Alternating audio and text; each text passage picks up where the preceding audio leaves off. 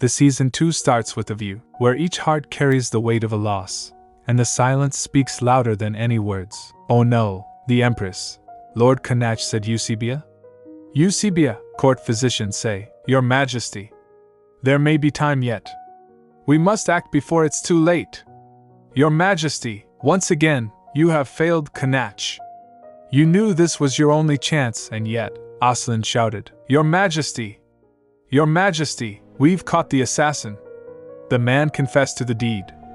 He's the one who poisoned the Empress's drink. Let us move the assassin and prepare an investigation. Your Majesty, where is the antidote? Sire, Lord Canach say, you confess to the crime, and then you dare play the fool? How very convincing. Who is it? Who is your master? It hurts. It feels as though my body is on fire. What's happening to me?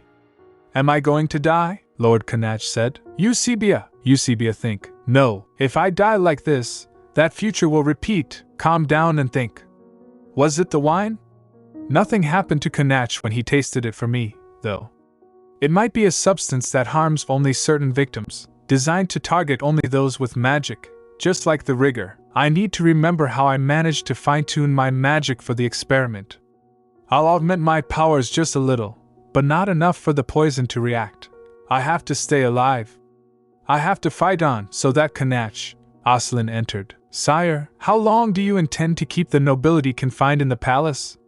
Placing them in the comfort of the guest wing won't be enough to keep them quiet. You cannot detain members of the court without concrete proof, Lord Canach replied. The assassin was acting on the orders of a nobleman. What more proof do we need? Aslan shouted. He's a cook from the palace kitchens. A household staff you handpicked for the position. Besides, his motives are clear. He did not change his statement even under torture. This great nation was rebuilt upon the sacrifice of our people. And you dare taint their memory by betting that foreign bitch? I have done what is right. Now kill me. Yes, and it's obvious he was just parroting what's been driven into his mind, Lord Canach replied. A cook could not have planned all of this alone. Foreign bitch. He said those words loud and clear. Aslan shouted. Sire, the previous dynasty was known for its obsession over purity of blood. It wouldn't surprise me if the House of Fernan had a hand in this. The Fernans are all rotting under the ground. We killed every one of them. And how can you be so sure of that? One of them could have escaped. The cook already gave his confession. Is it really necessary to bring up the ruling house you already ousted? Lord Canach replied. At best, you will make yourself look unreliable in the eyes of the court and the people. Aslan say. This is a time for renewal and restoration, Canach. Your empire has only just emerged from its cradle, yet you don't even seem interested in doing what's best as its ruler. We built Riadon from the ground up. We have a responsibility to, Lord Canach explained. It's been 5 days, and Eusebia shows no sign of waking up. Nothing seems to work. Nothing. Canach. I should interrogate the nobles myself. I will bleed the truth out of them, and they'll be begging for death when I'm done with them, Jaxa added. First, he arrests the members of the court without proof, and now he wants to torture them. That useless woman has driven him mad, Aslan interrupted. Watch your tongue. This is his wife. And considering how he feels about her, his reaction is understandable, Jaxa replied. Is it? You don't know what you're talking about, Aslan. You weren't there to see him change. This is not the Canach we know. He's completely out of his mind. Lord Canach imagination raised. I want to help you. Many years ago, in the Riadonian mountains, a harsh voice thundered. Insolent worm! You dare talk back to your commander? The boy remained silent, his eyes defiant. That's enough, the commander sneered. You'll only tire yourself out. Every year, I come across slaves who don't seem to know their places. And I always make sure to give them the right lesson. Lock him up in the stables. He barked orders to his subordinates.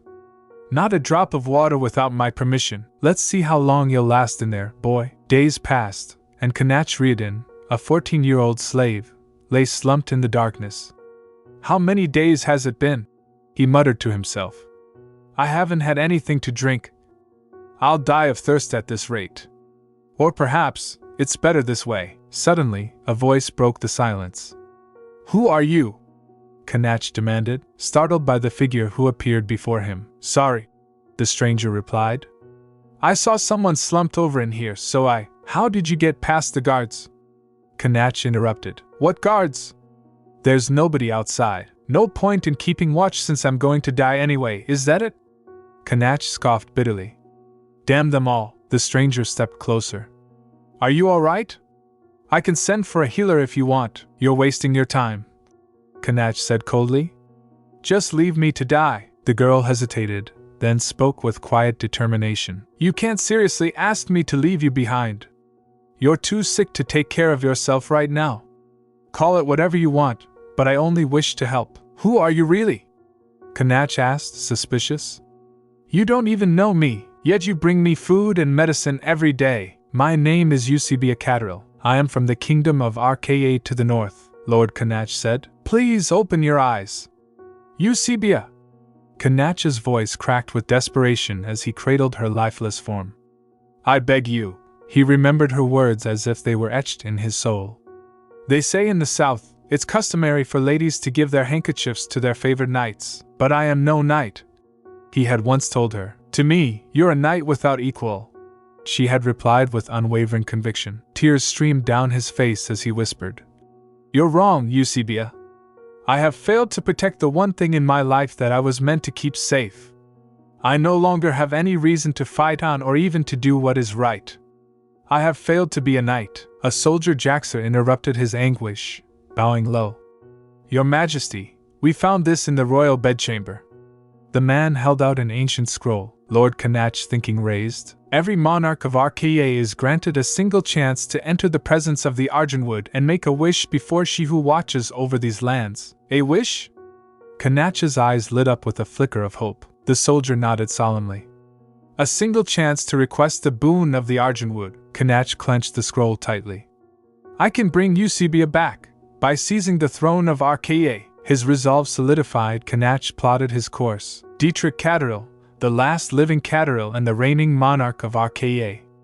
In order to enter the presence of the Argentwood, I must kill Dietrich and usurp his throne. Another advisor approached, his voice heavy with urgency. Oslin entered. Your Majesty, our latest intelligence suggests that the mage who assassinated the Empress may be working for King Dietrich.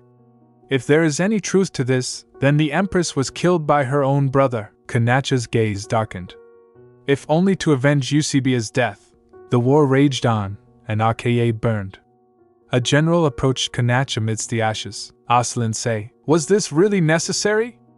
Rka is already on the brink of ruin. Dietrich would have met his end even without our intervention. What was the real reason behind this war? The general's words struck a nerve. You remain obsessed with Rka even after scorching its earth. Is that northern wasteland worth more than the throne of Riadon? Or does this have something to do with your wife's dead body that you've been keeping fresh with magic stones? Canach remained silent, his jaw clenched. Reports of more losses came in. Jacker is dead, another soldier informed him. He and his men were on Dietrich's trail per your orders when the Northerners ambushed them. Is this what you wanted? An empire built on blood? At long last, the battle ended. Cheers erupted across the camp. At last! He's dead! The king of Rka is dead! The war is over! We can go home now. But Canach stood apart from the celebration, his heart heavy. Is this what I wanted? An empire built on blood? He stepped into the sacred forest, the Argentwood looming before him. Great Argentwood, watcher of Rka, I come before you as the master of these lands. Hear me and grant my wish. I beseech you, allow Eusebia her life once more. A voice echoed through the ancient trees, cold and unwavering. Canach, what a lonely emperor you make. The air grew heavy, and the voice thundered again. Outsider, never shall your wish be granted, Lord Canach shouted. But why? You gave me your word. You promised me a wish, did you not? Canach's voice was filled with anguish, his hands trembling as he faced the towering presence of the Argentwood. Yes, the voice replied, cold and unyielding. A wish that does not go against the law of the gods. The girl's death has already been chronicled in the record of the universe. Not even I may tamper with it. Lies. Canach's voice cracked. What, then, was the purpose of all this?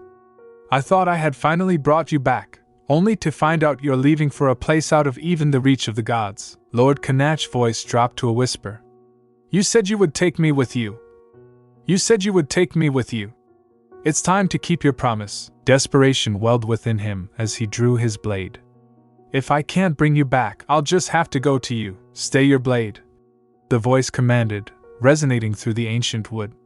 Do not be rash, Canach. 'Tis too early to be consumed by despair. The figure before him stepped into the light, ethereal and commanding. I am the maker of the Arjun wood, the resting place of my sister. Mortals call me Fihar, the goddess herself. Canach whispered, awe-stricken. Goddess reply. Eusebia was meant to be the lone star in the darkling sky, the liberator of a world overrun by wickedness. Through her deeds, the world was to thrive and prosper once again. Yet my powers were not sufficient to keep her safe through her ordeals. I failed to provide her with the means to succeed, so I would make use of you to grant her one last chance to test her fate. Fihar, Canach breathed. The goddess turned her gaze elsewhere, her voice softening. Correct. But I can revert the world to a time prior to her death. Another voice, ancient and mournful, echoed. What say you, sister?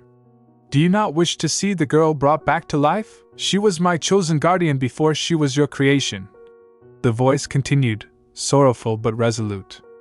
I too grieve in the face of my guardian's death, but the world is no longer the haven of balance it once was. The divine continues to diminish. You and I are no exception. Even if we were to bring Eusebia back, what is to stop the same ordeal from killing her again? Once sealed, fate cannot be altered. That is precisely why these two deserve another chance. Fihar insisted. She turned to Canach. You have challenged your destiny and usurped that which did not belong to you. It will take the same kind of fight to prevent Eusebia's death. Will you defy fate once more for her sake? Lord Canach dropped to one knee, unwavering. I will. Grant me this chance, and I will give my everything to protect her. I swear it. The goddess watched him with a mix of curiosity and admiration. Curious mortal. You brought both the Empire and RKA to heel and made yourself the Lord of Men. Why throw it all away? Lord Canach's mind drifted to a memory, a moment of peace amidst chaos. I know this flower, she asked. You can find it in the north as well, he replied. Really? She added. Yes. You'll see once we're in RKA. Not just the flowers. My favorite books will be yours to read. If we're lucky, we'll get to have some candied raspberries too. I can't live without them. I'll share them with you, of course. We'll spend the day reading in the gardens, feasting on sweets. Would you like that? Yes, princess. I would like that very much. I can't help it. Canach murmured to himself, gripping the memories tightly. I am her sworn knight, after all. After returning to the past, his first task was clear. Find her. I resolved to never let you out of my sight this time. Canach thought, his heart heavy with purpose. And when we finally met again, I found a much stronger, wiser Eusebia standing before me. Are you all right? She had asked him, her kindness unwavering. An old man I helped said he saw a boy locked up in the stables. What is your name? My name. The boy hesitated. Marcus, my lady. Canach stood back, observing. The events of the previous timeline will no doubt repeat. Dietrich will seek to kill Eusebia when the time comes. Once again, I must seize the throne of the Empire and use every available resource to protect Eusebia from what is to come. This is my last chance, and I will not squander it. The moment came like a dream. She opened her eyes, her voice soft but steady. A man. You're Lord Canach? Eusebia? Lord Canach whispered, barely believing the sight before him. You're awake! Tears streamed down his face as he leaned closer, swearing silently that this time, he would protect her. Court physician Simon. This is a miracle! The poison has been completely purged from her system. And there are no other side effects even though she was asleep for the past 5 days. 5 days? That's a long time, Marianne said. That's only 5 days to regain consciousness, madam. We're relieved to have you back with us. Sniffle, Simon reply. A relief indeed. I thought you'd, Simon. You too, Marianne, Eusebia say. There. It's all right now.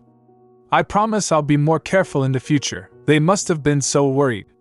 Canach doesn't show it, but things couldn't have been easy for him either. Everything will be fine.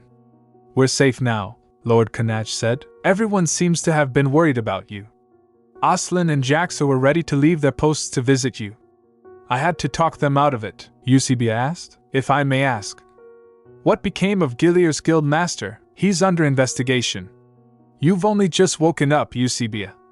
You need not trouble yourself with such matters, Eusebia think. But Canach probably doesn't know that Roman is the one behind the assassination attempt. I never imagined he would endanger his guild by poisoning me at his own banquet. But now it's become clear that he's not here for profit and business. And just like Dietrich, he plans to use my death, which is what the sorcerer from the previous timeline wanted. All circumstances point to the fact that Roman and the sorcerer are one and the same. I couldn't recognize him immediately because his magical signature has changed, Lord Canach asked. What's the matter? And since magic is involved, could it be that he's harvesting the corpses to find a way to boost his own power? Canach, I know this is sudden, but I need to see Roman now. I believe we can get to the bottom of this if I can just talk to Eusebia. I can well imagine what you're going through, but you should leave this matter to me. This is important. Why won't you let me see him? Do you not trust me? Eusebia say. Of course I trust you. I simply don't want to see you walking into danger. Should something happen to you, Lord Canach reply, I would never be able to live with myself. You almost died in front of me. How can I stay calm after nearly losing you? Eusebia say. You seem unusually afraid. Something is troubling you, isn't it? What happened while I was asleep? Canach, I have no choice but to find out on my own if you won't talk to me, Lord Canach say. Ram, he's gone missing. What do you mean he's missing? How did this happen? Lord Canach reply. I can explain everything. He was placed in a cell here for his involvement in the attempt on your life. Aslin arranged for him to be interrogated daily, but when he went to his cell yesterday, what is this? His face, he had already disappeared wearing the guise of the guard he'd killed. By the time we found out, it was too late to track him down. He could return any moment to harm you yet again. So you see, I wasn't trying to keep you in the dark. For what it's worth, I wanted to give you a brief respite until you could fully recover. All I wanted was to shield you from the mess. This is a result of my actions, after all, Eusebia asked. How is this your fault? Lord Canach replied. I have spilled the blood of countless people just to sit on the throne. And now you're suffering the consequence that I brought upon us. Why lay the blame at your own feet, Canach? None of this is your fault, Lord Canach explained. I've long suspected that some of the Fernans might have survived the revolution. No one else would be bold enough to make an attempt on your life. I knew the ousted Fernans would strike back eventually, but I chose to focus on freeing the slaves and rebuilding the realm instead of rooting out dissidents. It was a risk I was prepared to take, or so I believed, until I paid the price for my indecision. It was really my lack of foresight that brought us here, Eusebia shouted. That's not true. There's something I must tell you. I have to do this. I have to tell him that Roman is working for my brother, not House Fernan. But if I did that, you would be exposing yourself as Dietrich's spy. Scared now, are we? You're scared that the truth would drive Canach away from you. Poor, witless Eusebia. No matter how many lifetimes you repeat, you'll never grow a backbone. And you didn't disappoint this time either. War follows wherever you go. Canach will no doubt feel betrayed should he learn that I have been keeping secrets from him, Lord Canach say. It's fine, Eusebia. Nothing else matters. All I want is for you to stay by my side. So please promise me you'll always be here. He seems pained. I cannot leave him to suffer in this hell alone. I've experienced firsthand how deep self-doubt can cut when accompanied by abandonment. It's a torture of its own kind. I can't let him go through that. What is it, Eusebia? Eusebia say. I have lied to you, Canach. Roman is a mage. He must have eluded capture with a magical disguise. That's how he was able to fool your men. House Fernan has nothing to do with this, Lord Canach added. Roman is working for my brother, and I was sent here to be a pawn. A valid justification of war is what Dietrich needs. My assassination was meant to give him that, she think. And you knew this all along? Why didn't you come to me for help? I did not want to leave you. Your kindness gave me such joy, and I had to hold on to it for as long as I could, even though I was well aware that I had nothing good to offer in return. I selfishly allowed myself to love you, Fiancé. I was too afraid. Revealing the truth of Diedrich's plot would have uncovered my secret as well. I am truly sorry, Canach. The truth is, I am a barren woman. Guardians are forever sterile. It was made known to me just before our wedding, but I wasn't brave enough to step forward and risk breaking the alliance between our nations. And once I found out how much having a family meant to you, my fears only grew worse. I wasn't sure. No. I knew you'd never forgive me, Lord Canach added. I've ruined everything. Not at all. As I said, you're the only one who matters to me. I'd willingly take on any divine retribution if it means I can spend my life with you. That's what I told myself when I married you. Producing heirs was never a requirement. I love you, she replied. Canach, and I mean it. I'm scared, Lord Canach added. Does my affection make you uncomfortable? I can't stop thinking that I'll one day wake up from this beautiful dream and lose it all. Fiancé. I know you're looking out for me, and I appreciate your kindness, believe me, I do, but I'd rather be a companion than a burden for you to carry. Let me help you as your Empress consort, Lord Canach said. I'm sorry, he began. I shouldn't have tried to hide things from you. I'm ready to tell you everything, he sighed deeply before continuing. The moment I received the news of Roman's escape, I had the gates of the capital sealed immediately.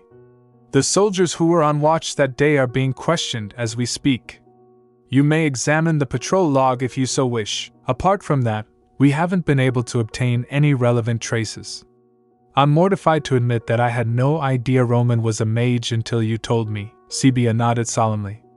I have information that might help us locate him. Do tell, he urged, leaning forward. With my ability to communicate with plants, I managed to see what happened that night. She began. Roman was there, and he had a cart full of bodies. A cart full of bodies? He asked, eyes narrowing in disbelief. Yes, she confirmed grimly. Probably those who died from the rigor. The exposed limbs were stiff like stone. She shifted uneasily but pressed on. Remember our talk about the limits of mana capacity in humans?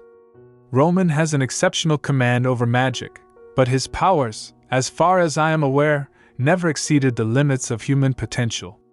The sheer force of magic I sensed from him, I'm almost certain he enhanced his power through forbidden rituals involving dead bodies.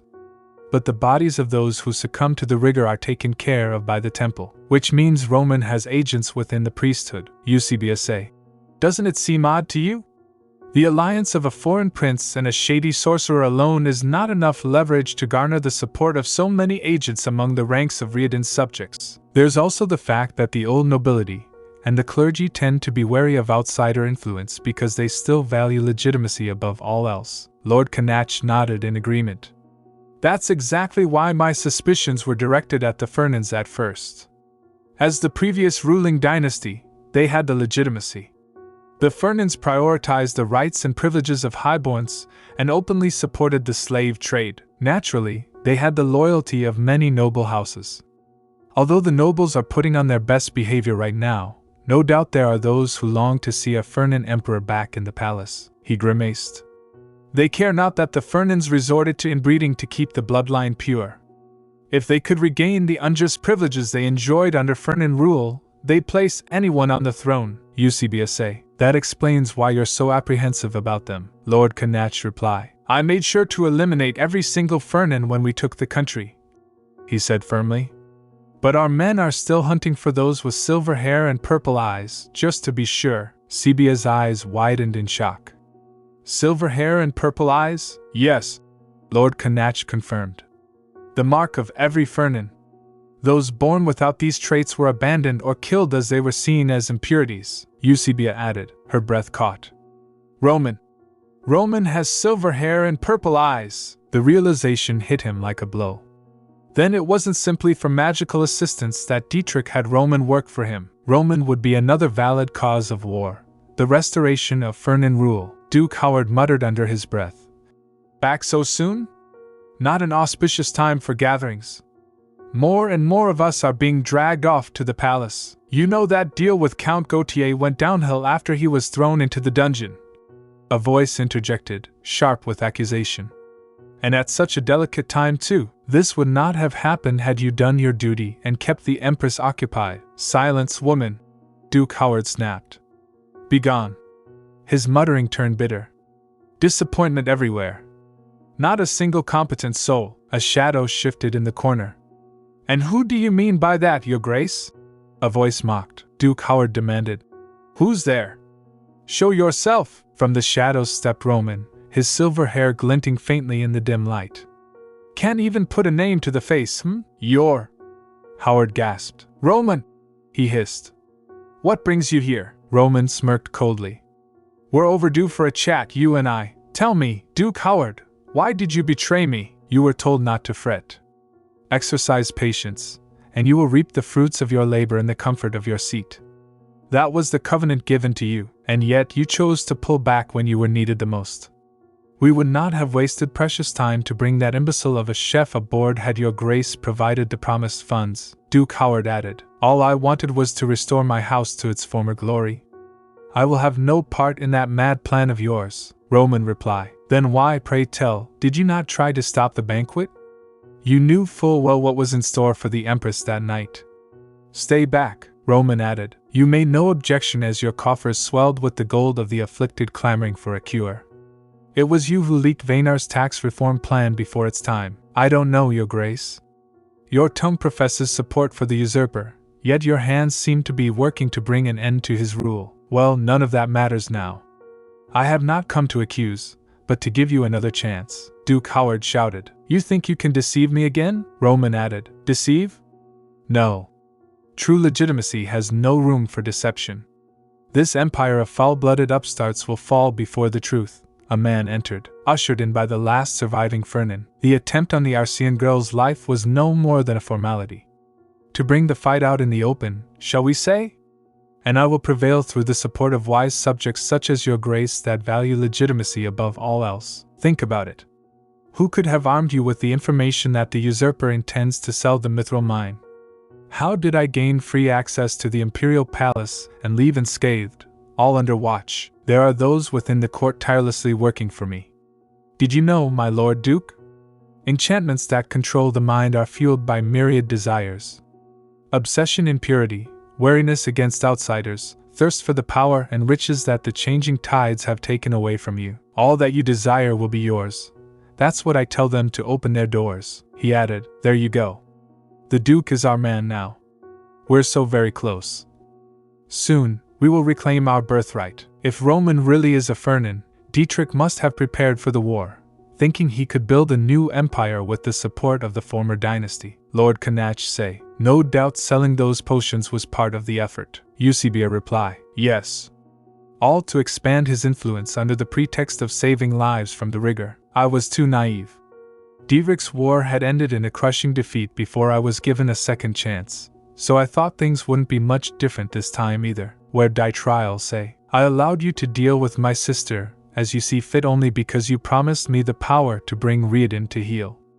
I remember him mentioning some kind of power. What could it possibly be? Could it be related to the rigor and the Fernan dynasty? Eusebia think, there is a larger plot at work here that goes beyond the attempt on my life. I have to do better, otherwise this second chance will have been wasted. Eusebia. I'm so lost. What must I do? Goddess entered. Isn't this? Were you dreaming, Eusebia? Such a deep slumber. The dream must have been a happy one indeed. A dream. It can't be. Mama. Mama, Goddess added. You seem upset. What troubles you? There's a child over there. She's in danger, and you're already dead. What could you possibly do? Ghosts of the past can do nothing but observe. Foolish child. What do you think you're doing? Just let it go. I told you there is nothing you can do, Eusebia shouted. That doesn't mean I should give up without even trying. I may be too weak to change anything, but I won't know for sure unless I try. Mama, even if I have to repeat this again, a voice interrupted. So you choose the way of suffering. Well, that is precisely why we have left our fate in your hands. That voice, it's her. You're the Argentwood. Do not be afraid of Roman Eusebia.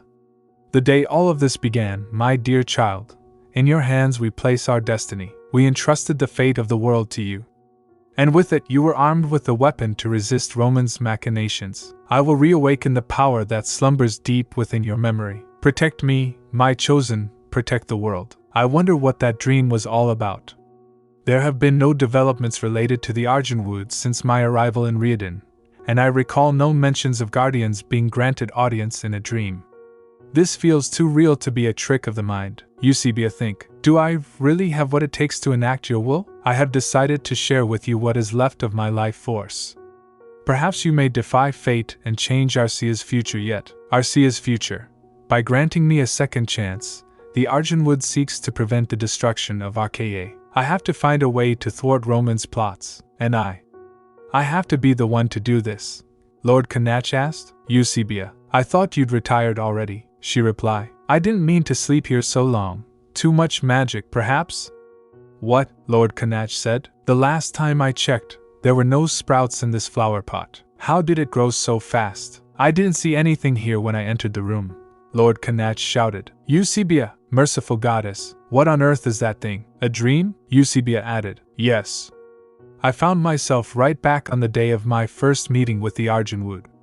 This time, however, she said she would reawaken the power within me. I thought it felt too real to be an ordinary dream, but to experience such a miracle unfold before my eyes. I thought it felt too real to be an ordinary dream, but to experience such a miracle unfold before my eyes. This is more than just a reawakening, Canach, Lord Canach added. It feels somewhat different. Ah, so you noticed. It's pulsing with life, Canach. It's stronger than any other specimen I've magically quickened. This could be a sign. This could be proof that the Argentwood is with me. She spoke to me.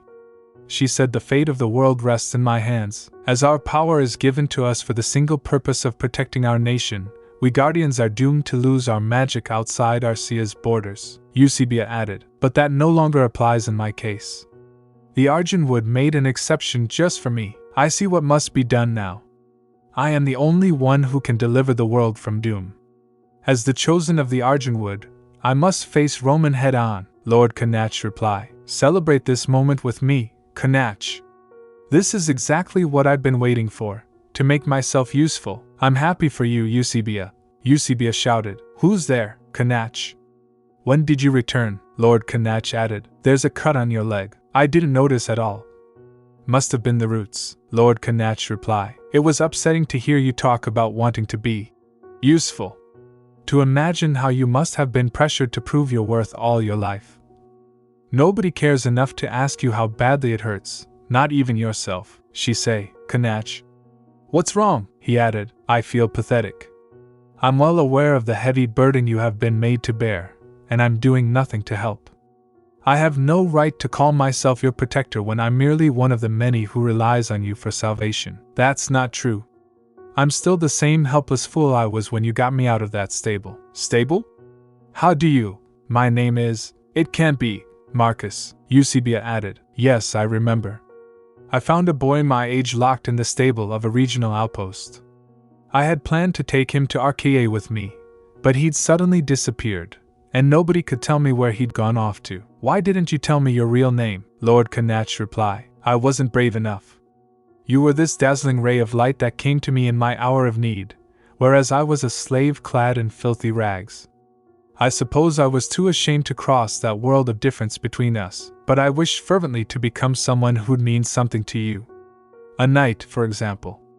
And just as how readily you came to my aid in that stable, I was prepared to do anything for you. Anything? She asked. Then, Lord Canach say, I named this empire Riadon because that's also the name of the mountain where we met for the first time. Then the person he mentioned before. I'm afraid that I might fail to protect you. That I might again have to helplessly watch my loved ones die, he added. It was me. The alliance is null and void. The marriage alliance, the visit to Arceia. He devised all of it just to reach me. I wasn't the one who saved you, Canach. You left the stables on your own accord and rallied the people against the tyrant. The slaves of the empire do not owe their liberty to me, but to you, Eusebia replied. There is no shame in your past. You may not be aware, but the truth is I have been looking for you ever since you went missing. I wasn't about to give up on the bravest knight in the world I had been fortunate enough to meet, you see. I'm sorry for not recognizing you sooner. And thank you for coming to find me again, O great Arjunwood. When you said you had placed the fate of the world in my hands, I did not yet know just how heavy the weight of my destiny truly was. Through this man, however, everything starts to feel real like never before.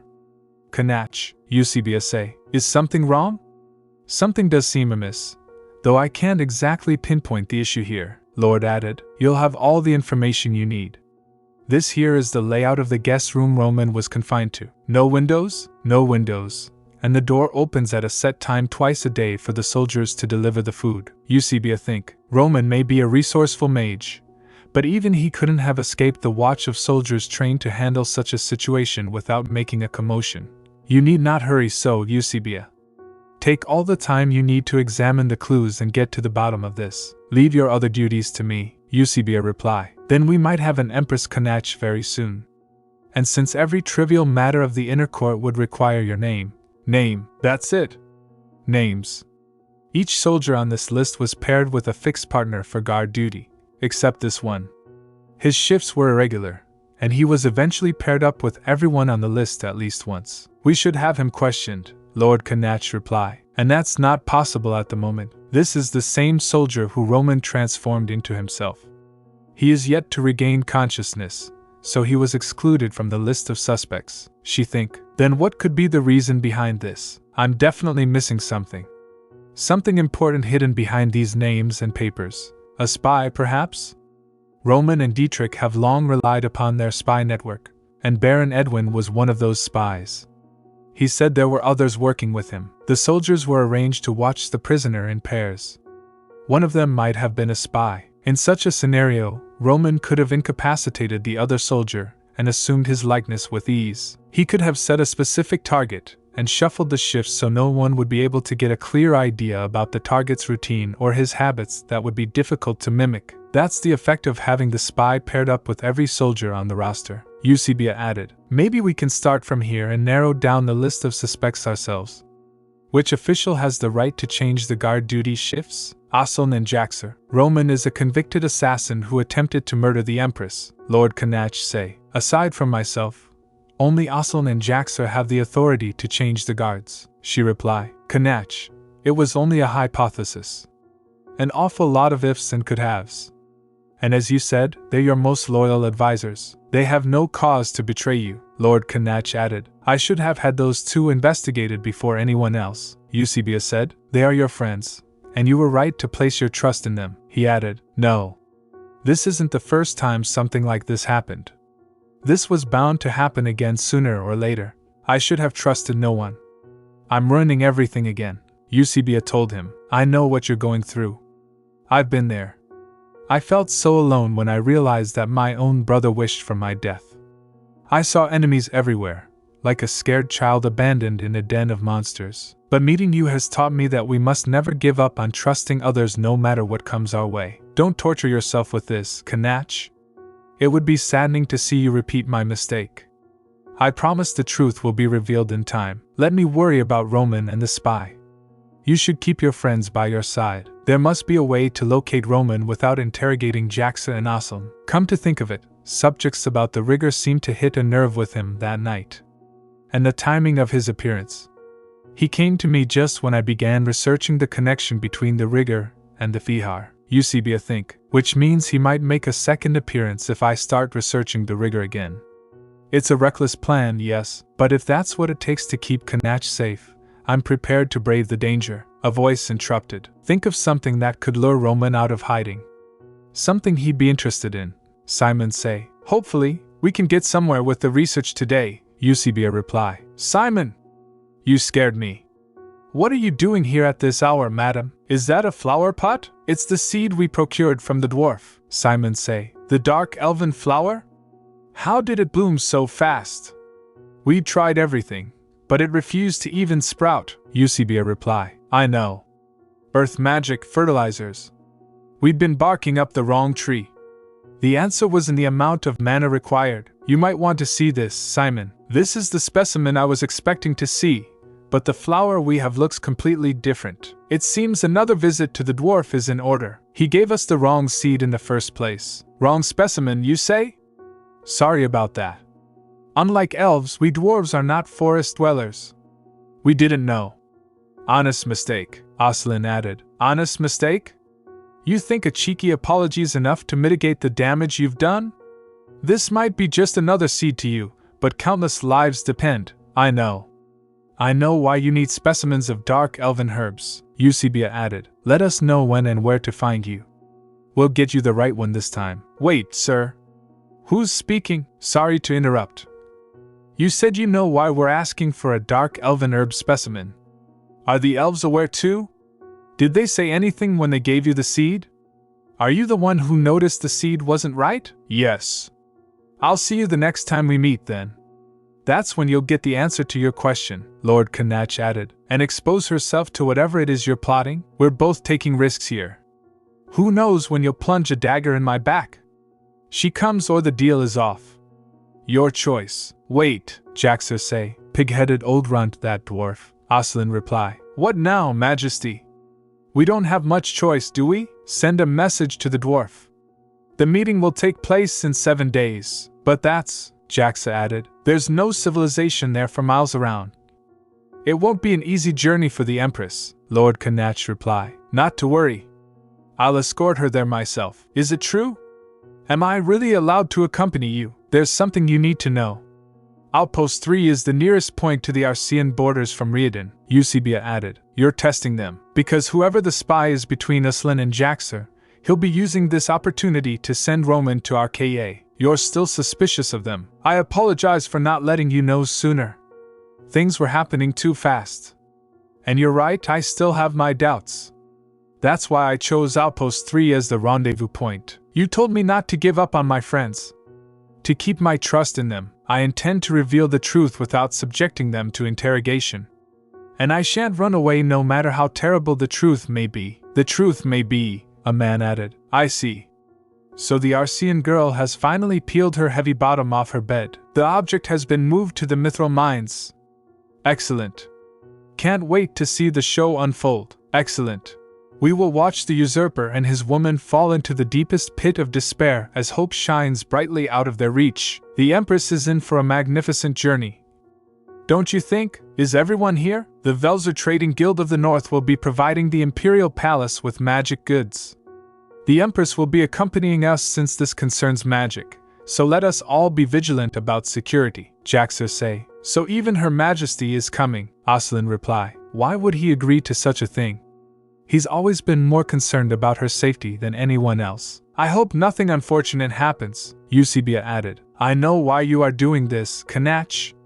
And I know that you never intended to take me to the rendezvous point, Lord Canach said. When I said I would bring you with me, I was lying to give the impression that I had been fooled. On the day of the deal, you will excuse yourself citing ill health. Then they'll sense it's a trap.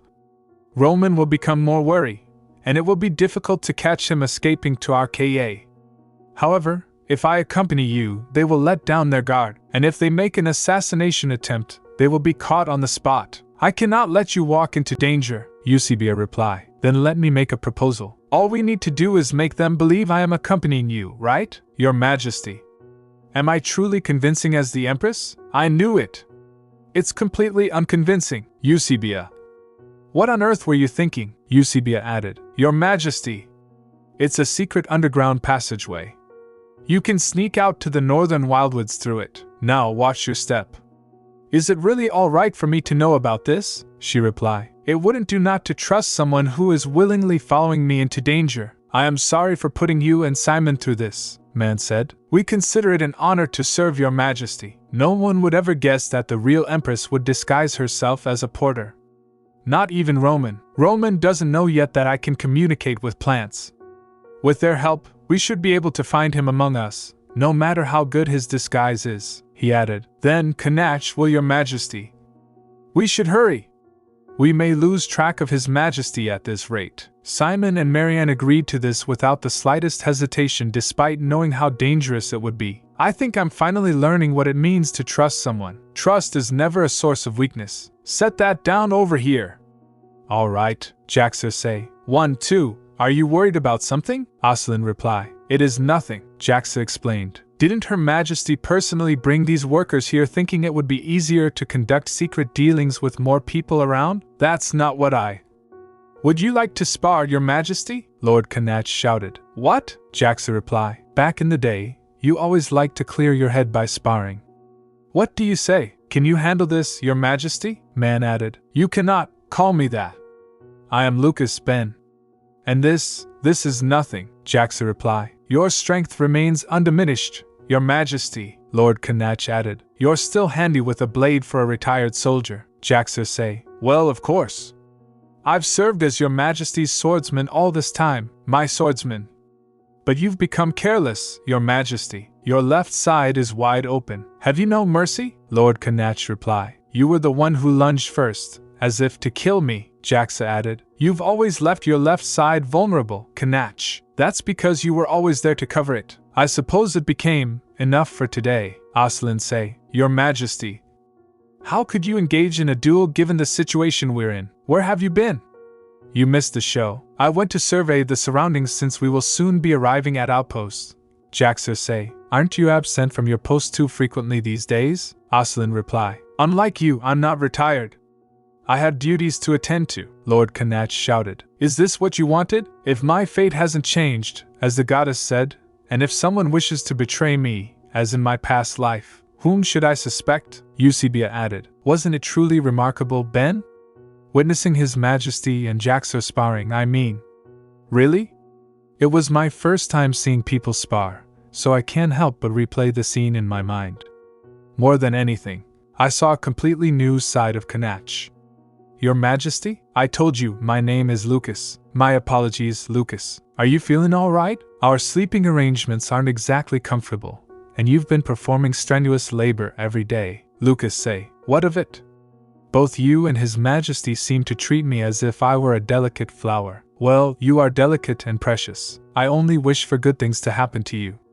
I'm always appreciative of that sentiment, but I'm simply astonished and awestruck by everything around me. Though it's embarrassing to admit, it feels as if I'm only now truly discovering what life outside the palace is like.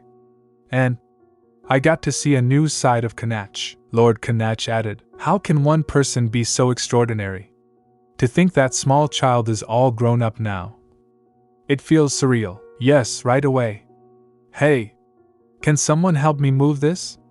No, don't look, just pretend you don't see her. I don't know how she's enduring such harsh work with that fragile body. Please be careful, Your Majesty, Lucas say. This is child's play.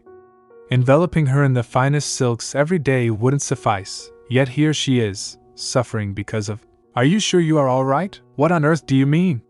You've barely had a decent meal for several days now. I thought perhaps you were worried because the Empress hasn't come out of the barracks. Inside the barracks, Ocelin say, please bear with it just a little longer. We will arrive at Outpost 3 tonight. Everything went smoothly thanks to all of you. We will be returning to Riadon tomorrow evening, so get some rest until then. Thank you for your hard work, Ben. Thank you, Lucas. Before we depart, however, I'd like to express my gratitude for all your efforts. I shall be serving drinks to everyone gathered here, so I'd like each of you to come forward, regardless of your rank or position. Man added, is he really planning to pour drinks for this many people? It's a long-standing tradition in the South for wishing someone good fortune. I've heard that His Majesty even distributes drinks to soldiers on the battlefield occasionally. Canach takes such good care of his subordinates. Thank you, Your Majesty.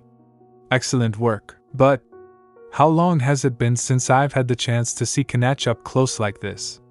What am I to do? I haven't washed my face properly in several days. Hold on, Lord Canach said. There's a chip in this bowl. You should use a new one. Yes, Your Majesty. The time for the deal has been set. We will pass through the rightmost boundary of Outpost III tonight. She thinks so. Please, be vigilant as you follow along. This must be the rendezvous point Canach was talking about. Then nearby, there must be...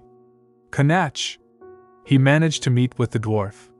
That's reassuring. I don't see anything suspicious at the moment, Eusebia think. Still, it's a good idea to make sure, just in case. Goddess interrupted. This power.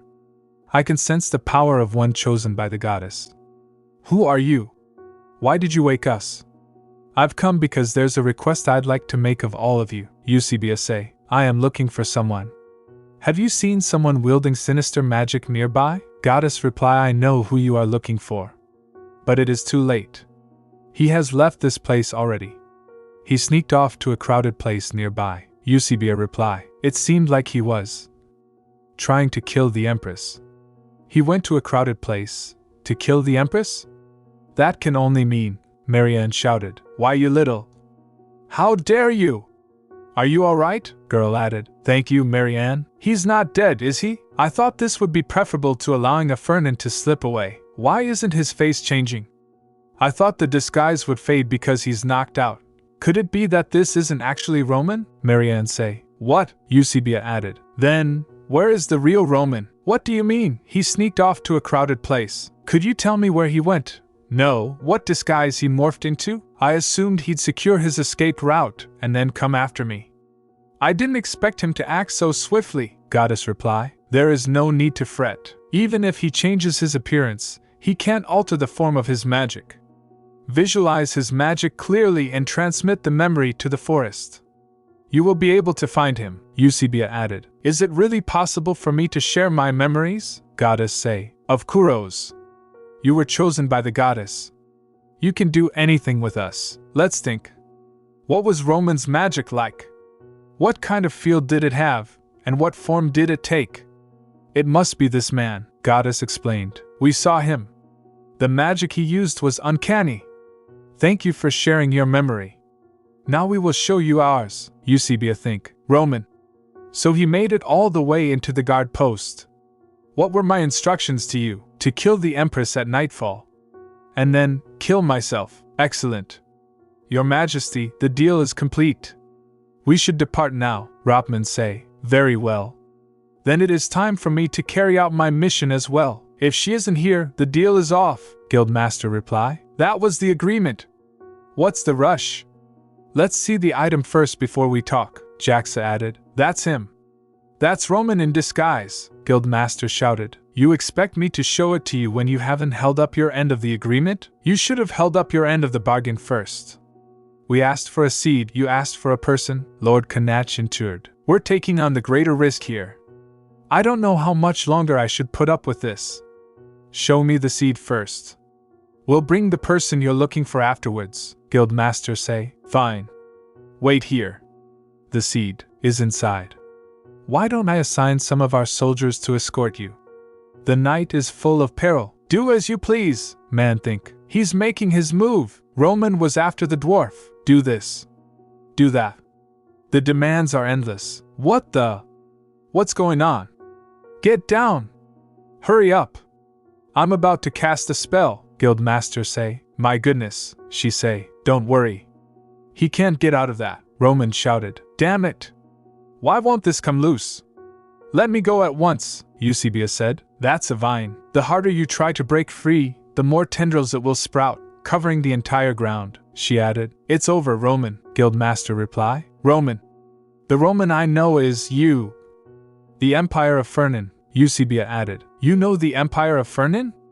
How could I not know the lunatic of an emperor, he said. Damn it, this means he went ahead with that experiment. He ended up creating a monster. Experiment, he asked. What do you mean? It is exactly as I stated.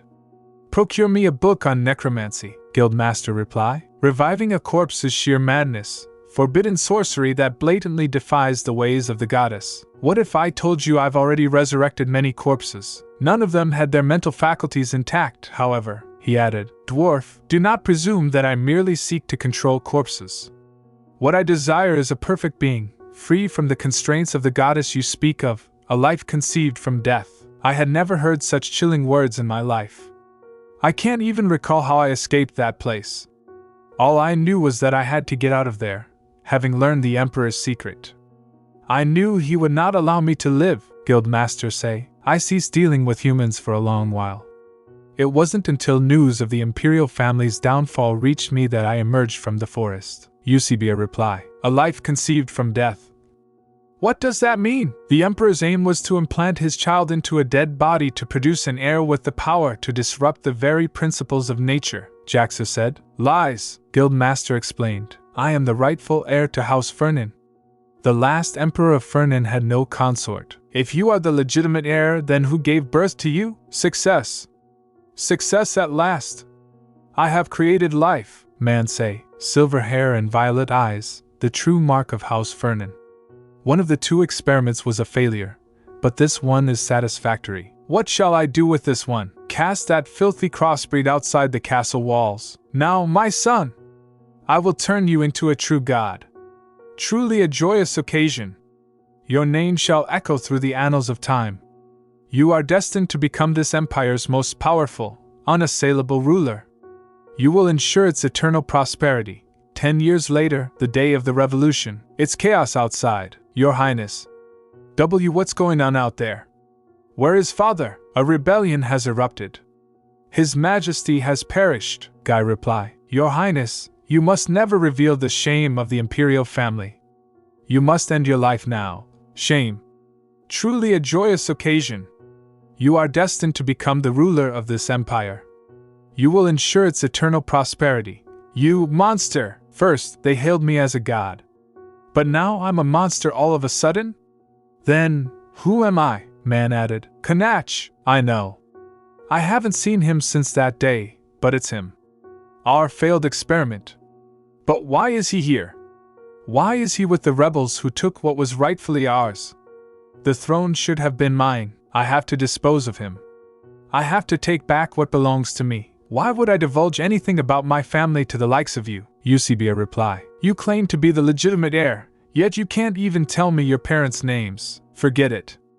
Now tell me, where is the agent who was assisting you? Why should I tell you? Lord Canach shouted. Eusebia? She replied. Canach, Lord Canach say. I rushed over after hearing a loud noise. What happened? Are you hurt? Man added. Help me. You're the sole person who can understand me. In return, I'll help you achieve what you want, Jaxa say. Are you telling me to betray my friends? You are fully aware that if he discovers you're the heir to the Fernan dynasty, he would dispose of you to protect himself and the Empress, regardless of your friendship. What do you know? Man replied. If you truly trusted him, you would have discarded this foolish eye patch long ago, wouldn't you? Still, there's no need to worry. I am not like Canach. I will never betray you. After all, we are brothers, Jaxa, Eusebia think. I can sense Roman's magic wavering. What is he looking at? No! Canach, Eusebia say. Your eye. The mark of House Fernan. Is this why you've been helping Roman?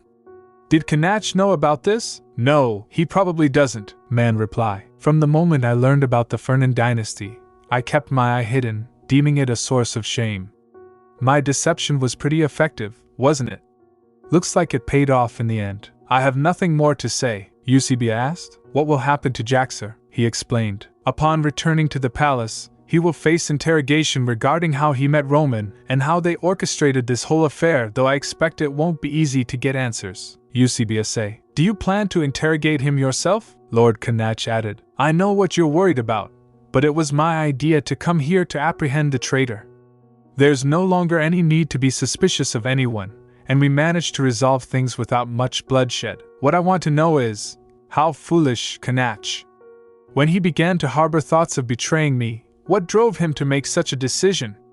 How did we find ourselves in this situation? And so forth. I'm sorry.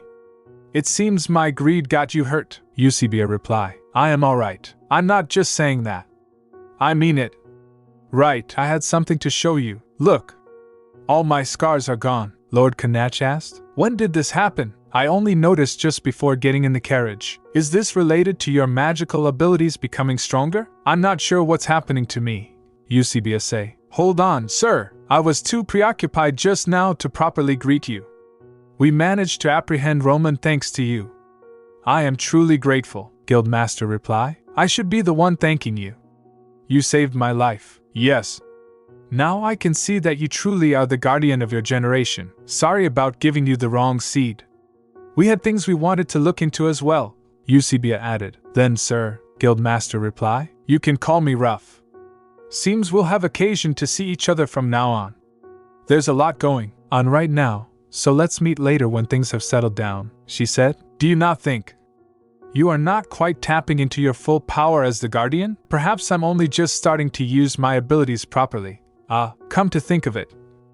He used to get distressed even when I just grazed against thorns. Canach, Lord Canach told her. You really are, Fiancé. Oh, I'm sorry.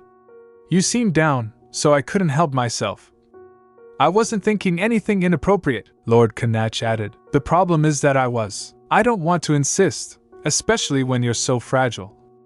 Eusebia? Canach, it seems you haven't realized yet just how healthy I am.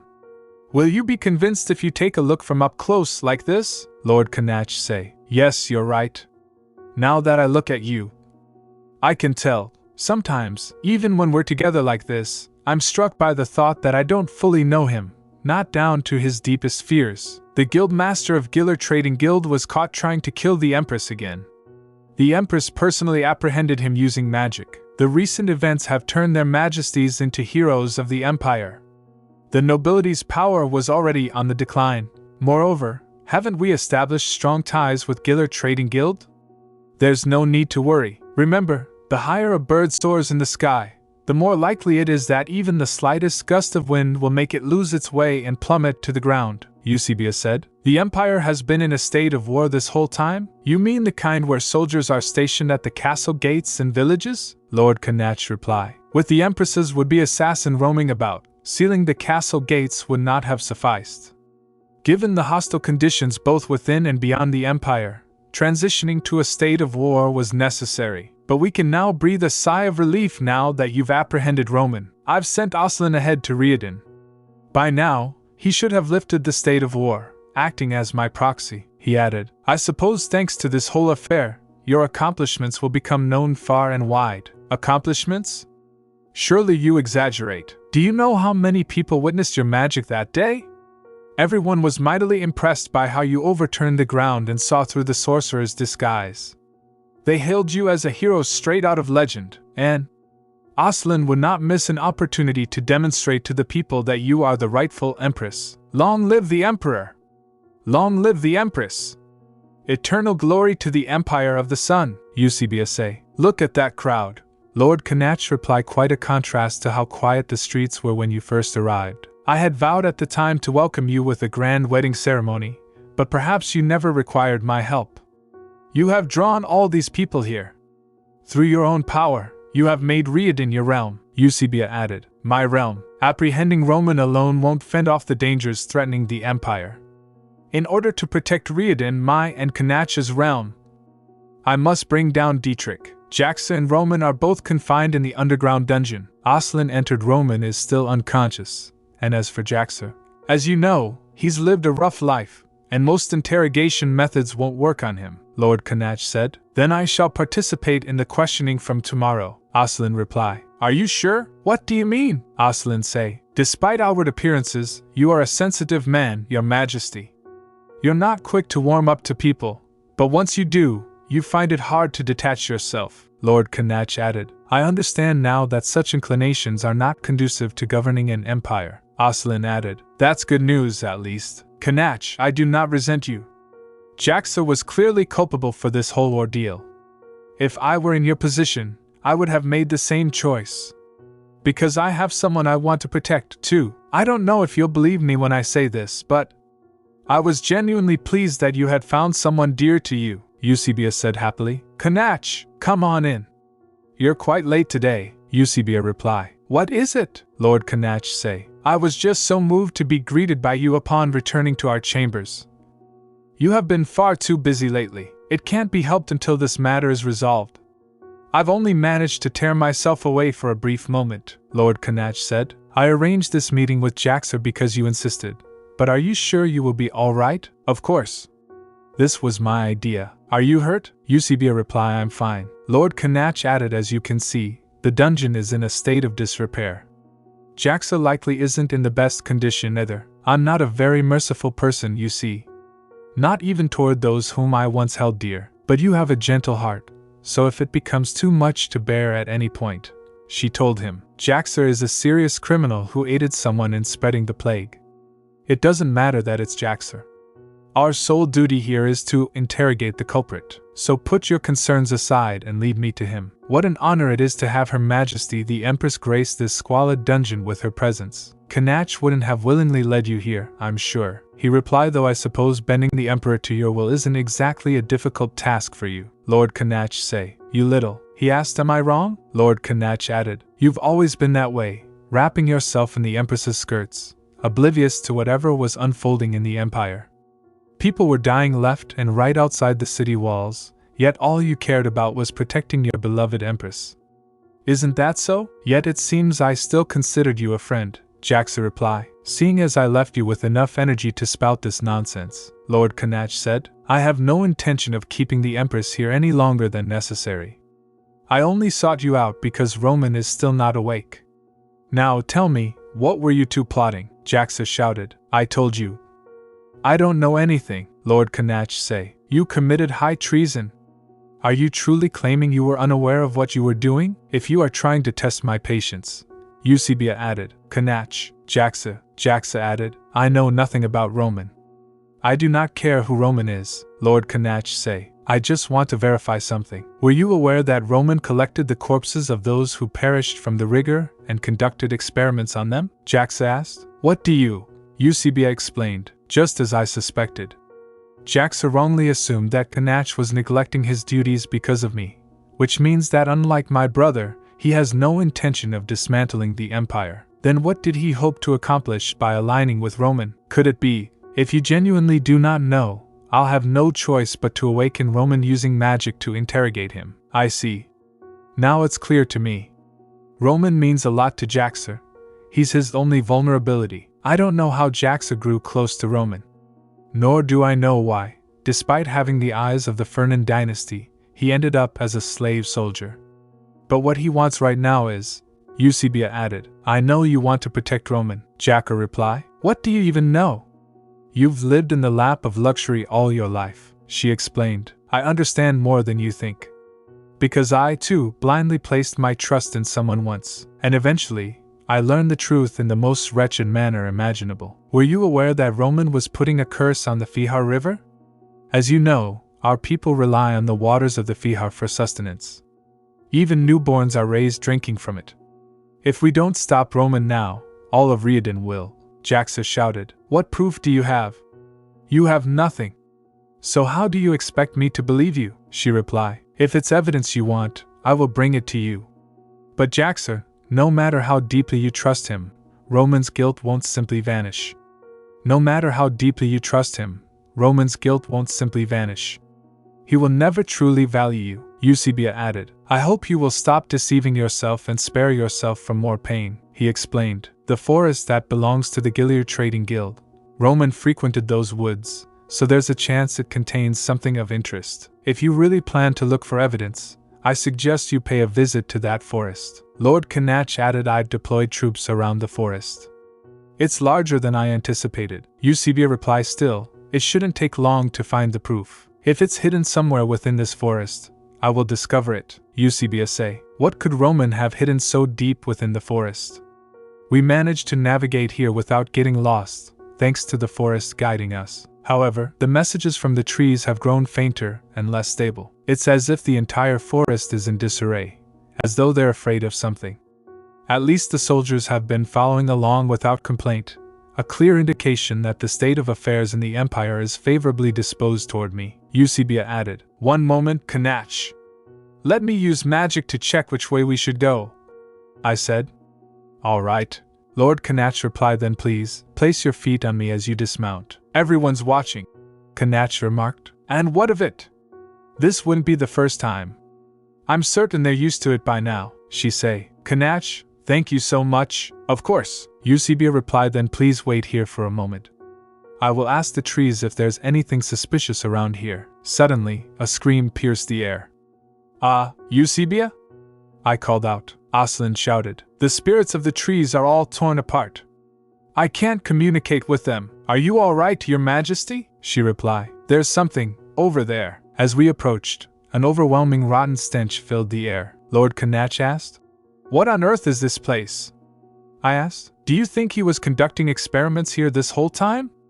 Canach questioned, inspecting the area. What's in this sack? I wondered aloud, before recoiling. Eusebia, say. What's wrong? Lord Canach replied. Avert your eyes, Eusebia. These are corpses of elves with their hearts removed. Oslin added Roman, that man. I can't believe he went so far as to experiment on non-human races, she explained. Ruff mentioned frequent attacks on the elves lately. Canach added grimly. Roman may have had something to do with that as well. All around were books about alchemy. One of them contained Roman's notes. After leaving the palace, I killed the guild master of Gilead Trading Guild and accumulated funds, Eusebia added. Using the magical tools I created myself, I engaged in trade with non-human races. After discovering the location of the elves' habitat, I began to hunt them, and I met him again. Jaxa. He was born from the same mother as me, but because he lacked silver hair and red eyes, he was discarded as a failure.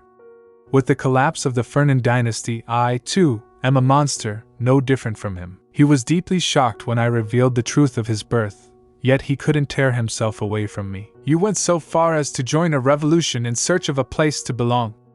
You thought that by setting the empire right and ascending to its zenith, you could escape the clutches of loneliness. But look at you now. Everyone else has found someone to replace you, but you need someone in this world who will be with you until the very end, don't you? Jaxa entered. Are you saying you'll be that person for me? Jaxa asked. Man replied. Of course. We are brothers after all. After much persuasion, Jaxa finally chose Roman. However, Roman's plans were far darker than Jaxa imagined. Let's stop now. There's no need to kill the Empress. Jaxa pleaded. What's this, Jaxa? Feeling a bit hesitant now, are you? What a weakling. It's all right. As your brother, I will always be by your side.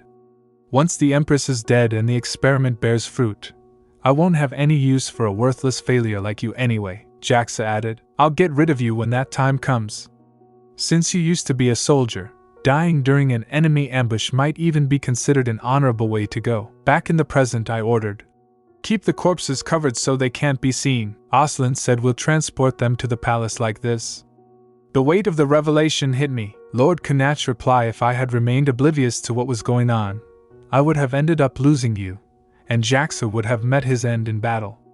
It scares me to think that I could have lost people precious to me like that. Eusebia say. Canach, I said firmly.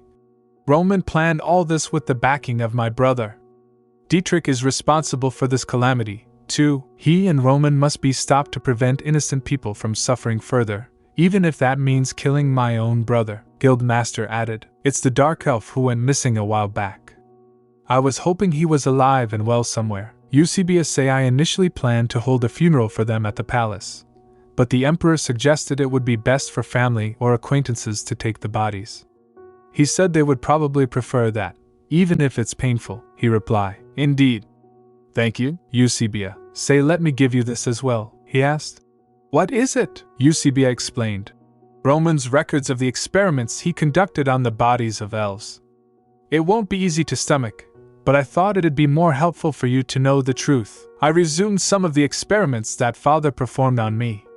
The goal was to induce a surge of magic to surpass human limitations and forge new powers. However, injecting this spell into anyone but myself results in their swift demise. Perhaps I need a new race of humans that possess bodies like mine. Realizing I needed more funds and power to continue my research, I made contact with Prince Dietrich in the north. Dietrich Catterall added, a new race of humans. An intriguing idea. I shall offer you assistance, Prince Dietrich said.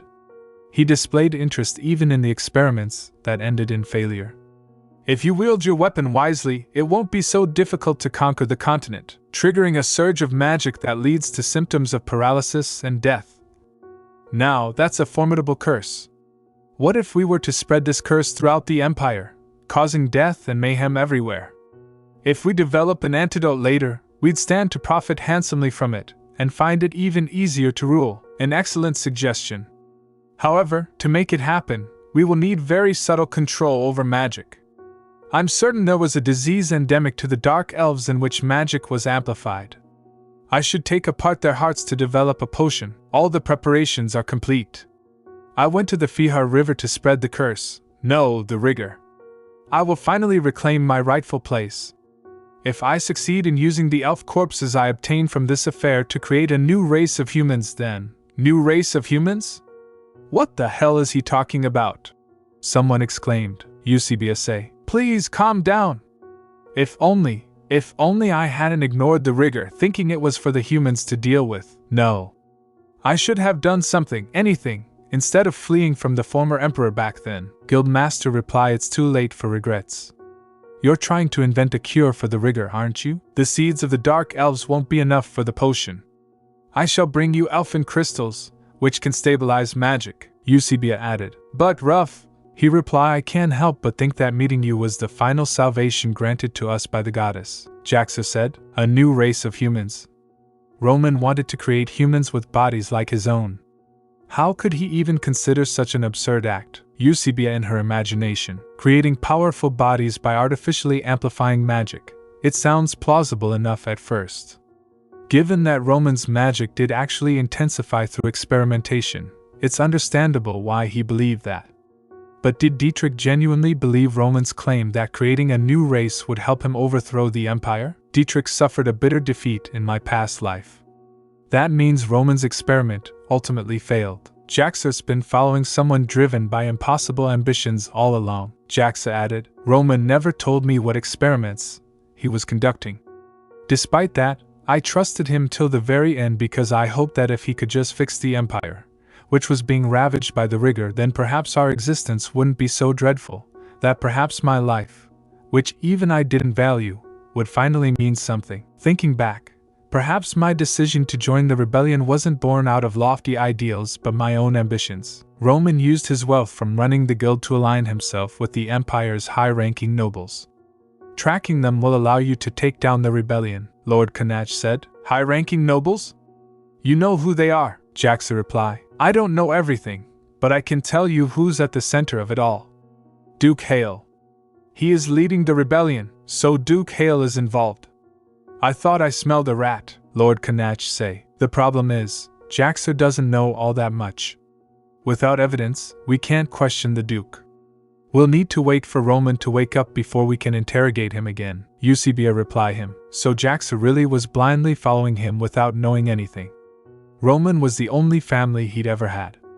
He wouldn't have wanted to doubt him. Ultimately, those feelings led Jaxa to make poor choices, which I find a bit sad, she added. Maybe it's because I've led a similar life, but Jaxa's failures hit really close to home. I can't help but shake this fear that if luck hadn't been on my side like it is now, I might have met a miserable end as well. Given that life is an unending series of choices, Lord Canach asked, how can one live without ever experiencing regret or fear? And yet, when I think about the fact that I'm with you now, it feels like everything is going to be alright. No matter the choices I've made in the past or will make in the future, I will always be with you. That thought fills me with the courage to overcome anything. It's all thanks to you, Eusebia. Think, he's right. This is where I am now. Whatever path I may choose in the future, there will always be someone by my side. Roman say, Canach? Why has he suddenly declared war on us? Where did you hear those false rumors? Are you trying to stir up trouble, Prince Dietrich? Dietrich reply, I am not just the prince. I am also the regent of the king of Archaea. My authority was rightfully granted. How dare you question my words, man added, but I did not hear anything about the emperor declaring war. What proof do you have? The current empress is Eusebia Cateril, the first princess of Archaea and the guardian of the north. Canach not only took her to Riadon against her will but also left her vulnerable to all kinds of danger. Eusebia was recently the target of an attempted assassination, yet they failed to even capture the true culprit. And look at this, these are leaflets circulating on the streets of Riadon. The Empress learned the wicked ways of black magic, and conspired with the non-human races to spread the rigor? With the Emperor being of slave origin, it's unsurprising that the Empire is experiencing internal and external instability. He clearly aims to consolidate his power by directing the anger of the imperial citizens toward Eusebia. A voice came from Shadow. The Guardian is the hero of the North. Treating her in this manner is tantamount to declaring the entire North as adversaries, is it not? How could they insult us like this? Those ignorant bastards in the South have no inkling of how lofty a figure the Guardian is. These northern nobles truly are fierce defenders of their honor. How convenient that they're so foolish. Dietrich replied, I have held back until now for the sake of Eusebia and her desire to preserve peace in the North. But I can no longer stand idly by as the Empire wreaks havoc in the North. Once all the forces of the North unite, even Riadon won't be able to withstand our might. Let us drive them out. Our time has come. Roman may have been captured, but the new race of humans he created remains. Victory will be mine once I find their whereabouts. Did you hear? You know how several carts entered the Imperial Palace recently? Yes, what about them? Well, my friend who works in the palace said those carts were full of human corpses. Their bodies were all stiff, like they died from the rigor. Why would they bring such dreadful things into the palace? Could that be why the rigor has been spreading within the Empire? Her Majesty is a sorceress. Perhaps the rigor is her doing. I arranged for someone to distribute leaflets all over the capital, just as you instructed. Everyone is talking about the Empress. Excellent. But from what I hear, Roman is being held in prison. Is that true? Pathetic fool. Now's not the time to be worrying about Roman. I'll reward your efforts in due time, so just focus on the task at hand. Talk later. Yes, Your Highness. The audacity of the young ones these days. I can't believe he's willing to use his own sister as bait to incite war. He's not to be trifled with. With the power you possess, you could easily have taken over not only the Empire but the entire continent as well. Dietrich asked, Why did you seek me out? Man replied, Because I need a strategy, Your Highness. I'm ashamed to admit I've been treated like the Emperor's bastard child my whole life, which I spent in prison. I never learned how to become a ruler. I was certain that Your Highness would be able to help, with your experience ruling over Archaea, Dietrich said. It's only fair that I provide you with guidance in exchange for what you've done for me.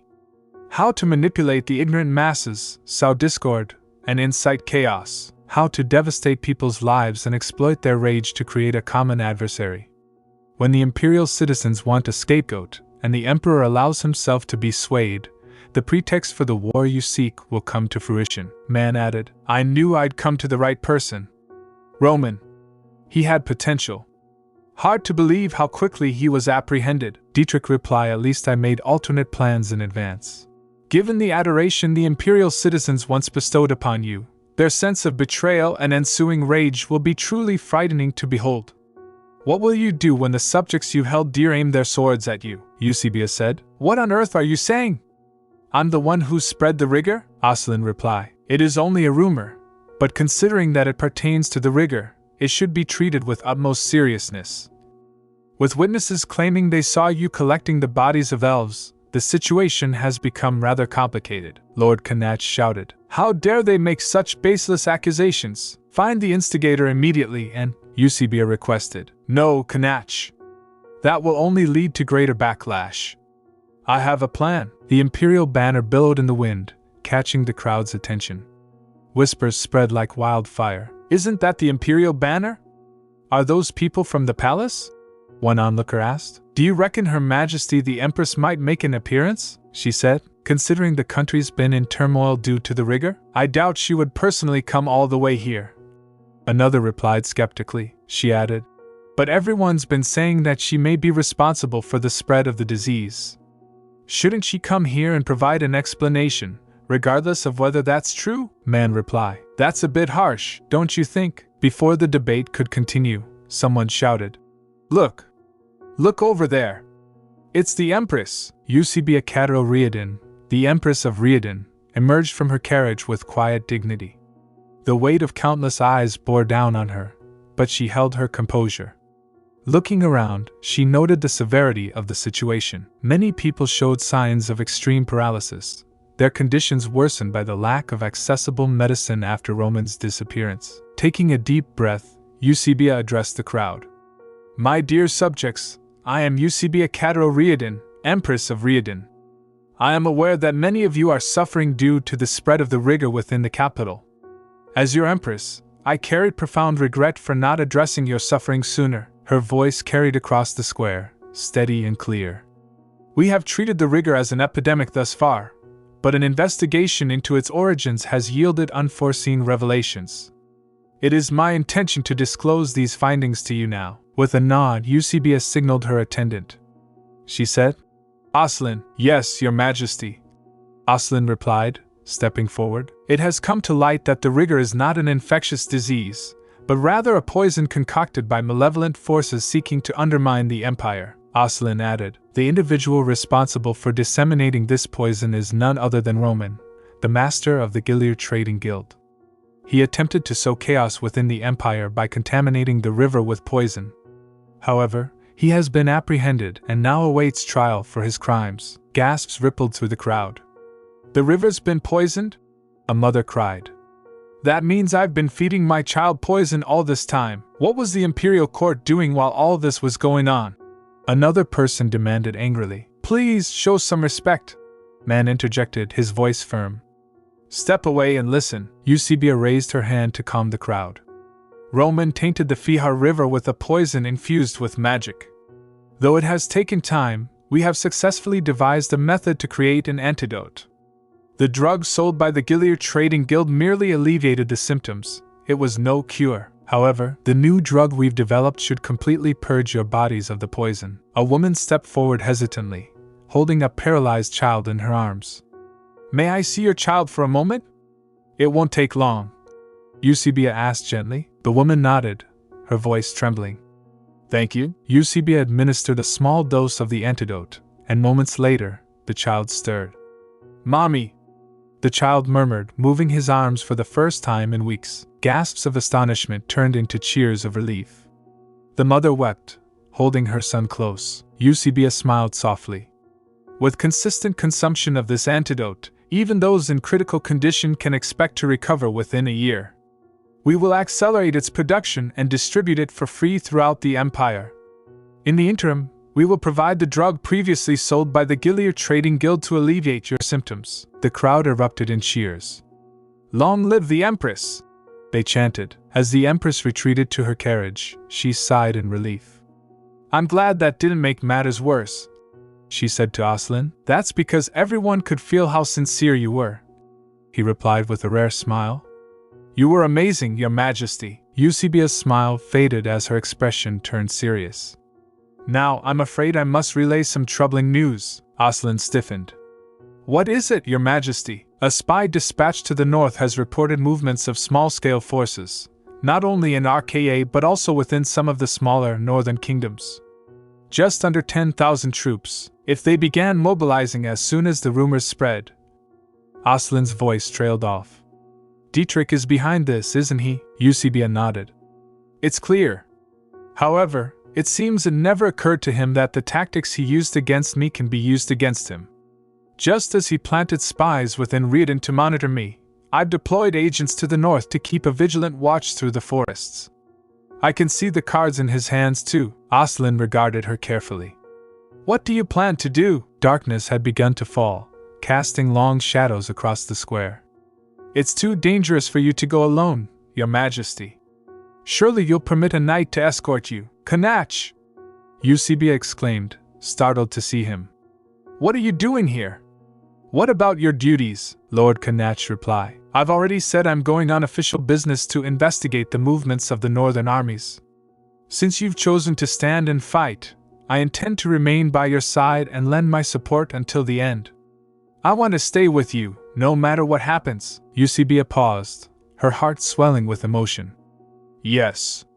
Whatever may come of this decision, it's all right. As he said, I will never forget that I am here now. Let us go together, Canach. Your Majesties. Aslan burst into the room, bowing deeply. My apologies for intruding at this late hour, but we've just received a message from the reconnaissance unit deployed to the kingdom of Sterndal. Eusebia and Aslan exchanged a glance as the messenger continued. They say that a coalition force has formed in the north, and some of those forces are headed directly toward this manor. It's true, another guard added, stepping forward. Soldiers are approaching at full speed. Their numbers are not large, just a few thousand. She added, that's why they're able to move so swiftly. Lord Canach straightened, his expression hardening. If they're only a few thousand, They'll be obliterated before they can breach our gates. Does Dietrich have any troops besides Romans? No, she replied. Dietrich didn't have anyone helping him besides Roman. Eusebia frowned. Is it possible he's placed another agent here? Eusebia shook his head. No, that can't be.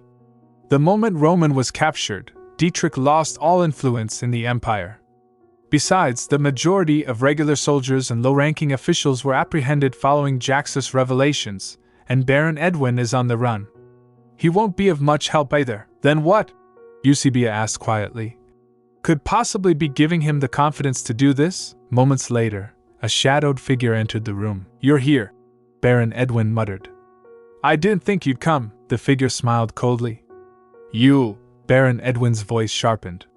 What the hell did you do to me? The intruder chuckled, their voice laced with venom. What do you mean? Didn't you realize the moment you woke up that I cast a brainwashing spell on you? If it weren't for the magic inhibitor, I could have continued manipulating your mind. What a pity. You proved quite useful to me, you see, my dear Duke. You!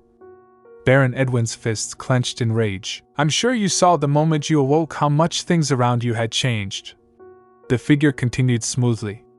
You hid me on your estate, emerged as the central figure of the rebellion, and even incited the nobles to revolt. There's no turning back now. That's why you've come to see me, isn't it? You must be at a loss as to how to deal with my troops. Baron Edwin's voice was tight with fury. Yes, about that. Those ghouls you hid in my mine. What am I supposed to do with them? The figure's smirk deepened. Ghouls? They're your last hope, your lifeline, my dear Duke. There is a plan, Prince Dietrich, and I intended to set in motion as a last resort in a situation like this. Dig the ground beneath the rose bushes in the garden of your estate.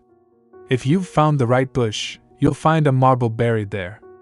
That's the sole key to awakening the soldiers. You must find it quickly before the Emperor and Empress send someone to tell you. Before Baron Edwin could respond, a booming voice echoed from outside the gates. An eternity has passed since we last laid eyes upon each other, dear sister. Eusebia froze, her blood running cold. What in the world? The voice came again, rich with mockery. Surely you won't keep the gates closed to your own brother? That pains me, Eusebia. Another figure stepped forward, dragging a familiar face into the torchlight. Look, the voice continued. I've even brought Xander, whom you've been longing to see. Bia! Xander cried out, his voice trembling. Eusebia stared in disbelief as the man at the gates smiled triumphantly. Now, sister, what will you do? Roman, that son of a witch. Who does he think he is, ordering me around like this? If only I hadn't fallen for his trickery. How revolting. Should I really be waking those things up? Does he seriously consider these monsters as his soldiers? But with those numbers, they could feasibly challenge the Emperor. No, the Empire itself. If that's the case, what if I just take them for myself?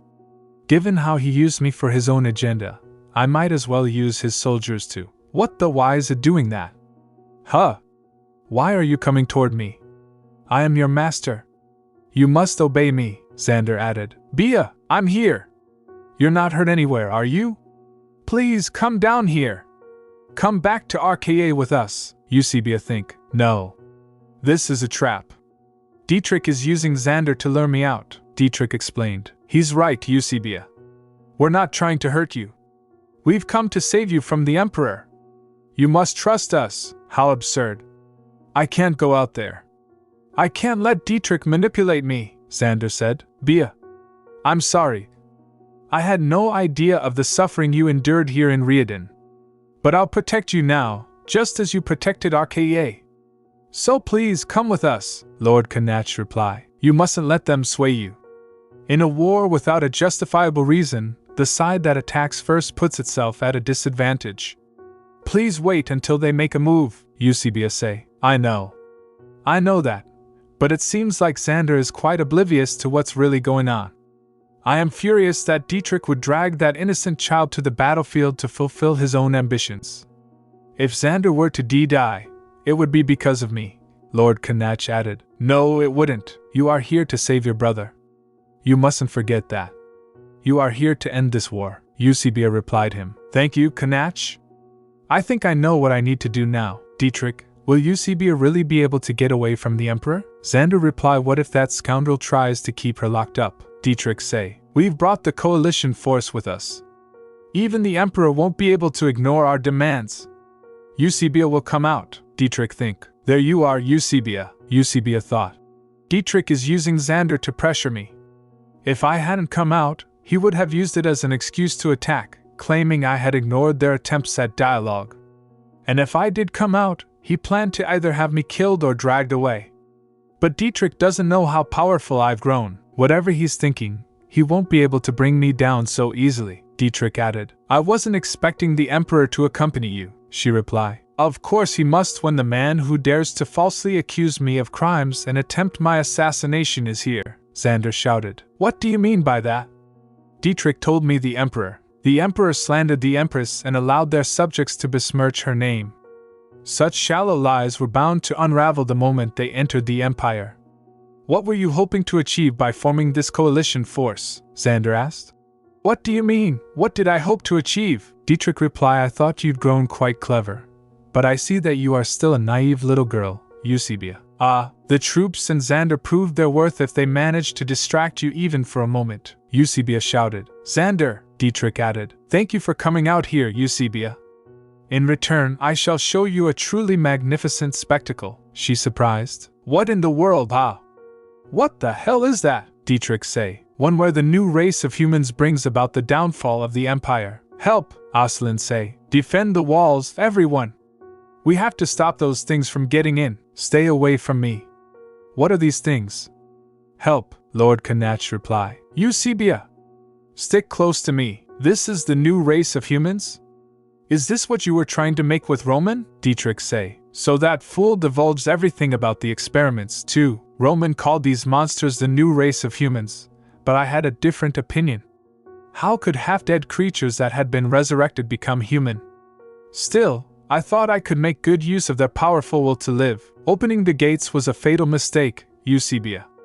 The Empire will slowly fall into my hands, starting with this fortress, Eusebia replied. At this rate, they'll annihilate your army too. You must stop this before it's too late, he added. I only brought the coalition forces here to deceive you. They've served their use. If you want to negotiate, you'll need to offer me something worthwhile.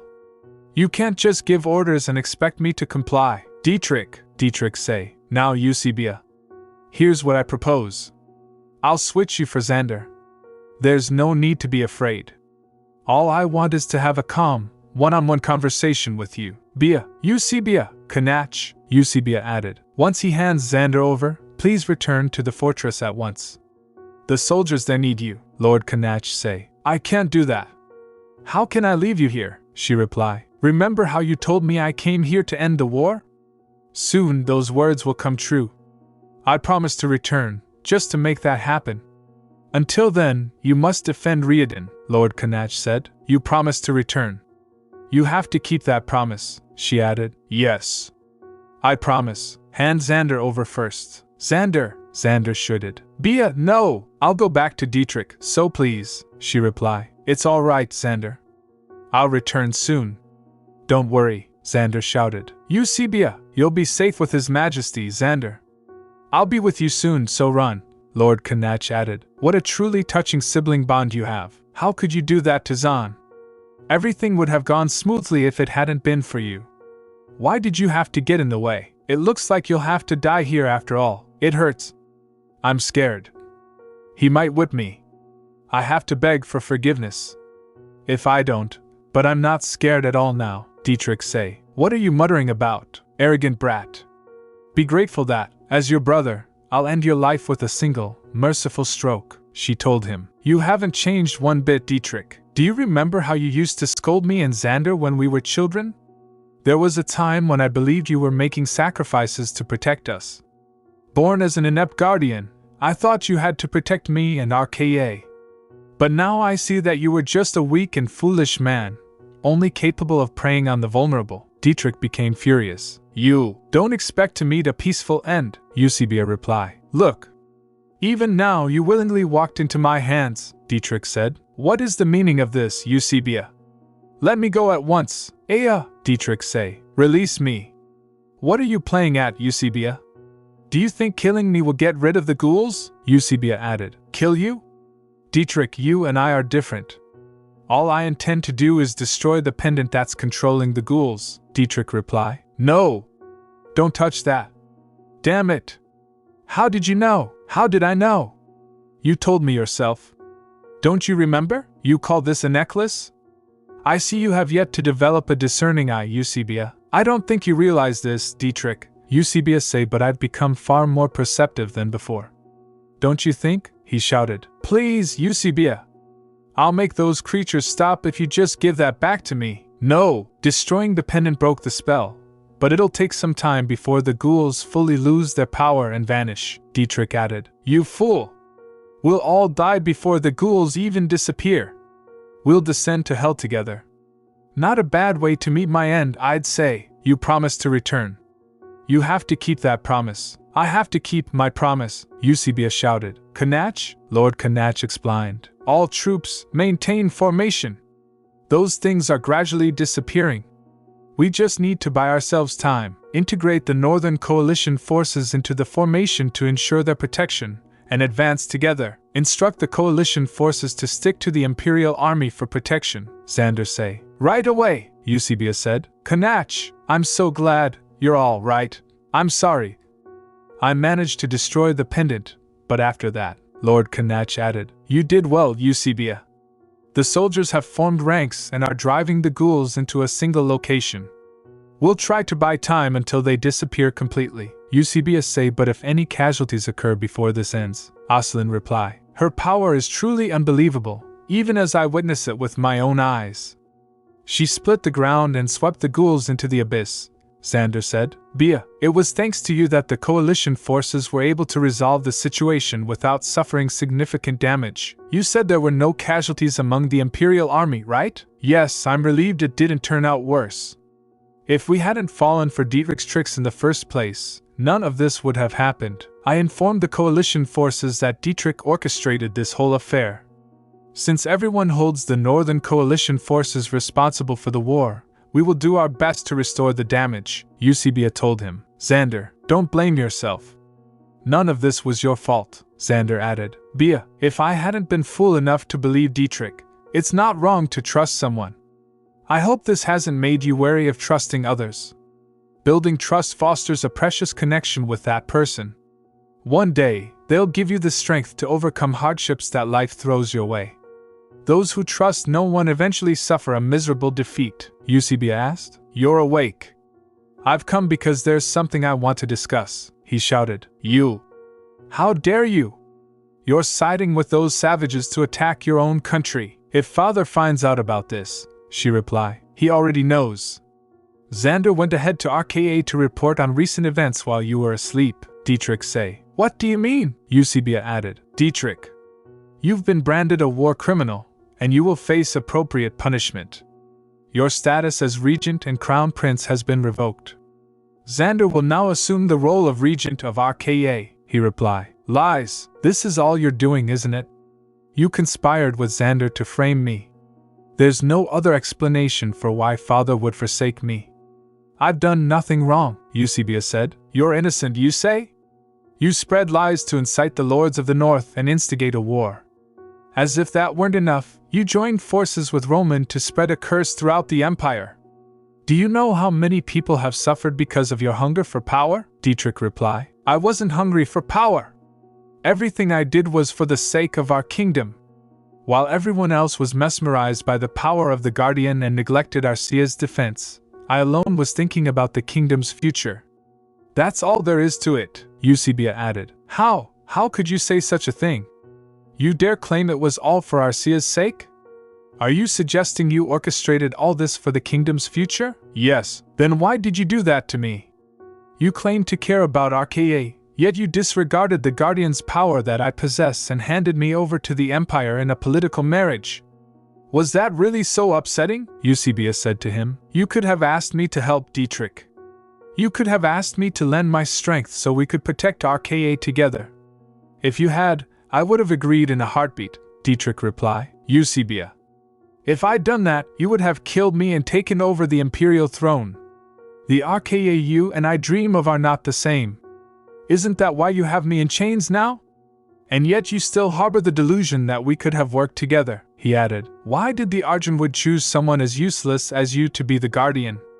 With you as the guardian, it was inevitable that we would end up like this. If I had been the guardian instead, things would have been better then. Why are you laughing? She said. I highly doubt that, Dietrich. I'll say this one last time. You're wrong. You schemed all of this solely for power. So, even if you had become the guardian, you would still have been defeated just as miserably as you are now, Dietrich explained. You little, Eusebia added. I suggest you don't try to move around too much. It seems you haven't realized yet, but the ghouls completely destroyed your lower body. You might recover to some extent, but you'll never have the use of your legs again, he shouted. What? You're lying to me, aren't you? She say. I'm afraid not. Why don't you check for yourself? Dietrich reply. Wait. If you leave me here, I don't go, Eusebia. Eusebia told him. There was a time when I trusted you no matter what you did. But in the end, you betrayed me, and I ended up dead. Those memories are still vivid in my mind, he asked. What the devil are you talking about? Eusebia replied. This time, I'll be the one to abandon you. Enjoy the rest of your life, Dietrich. No. Eusebia, she added, that took a lot of courage. To be honest, I thought you'd come to blame me. I thought you'd say that no matter how hard I tried, I'd eventually make the same mistakes as before and ruin everything.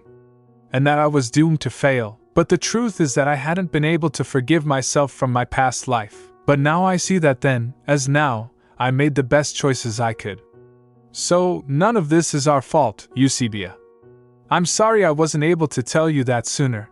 It's alright. Everything is fine now, Dietrich say. My legs.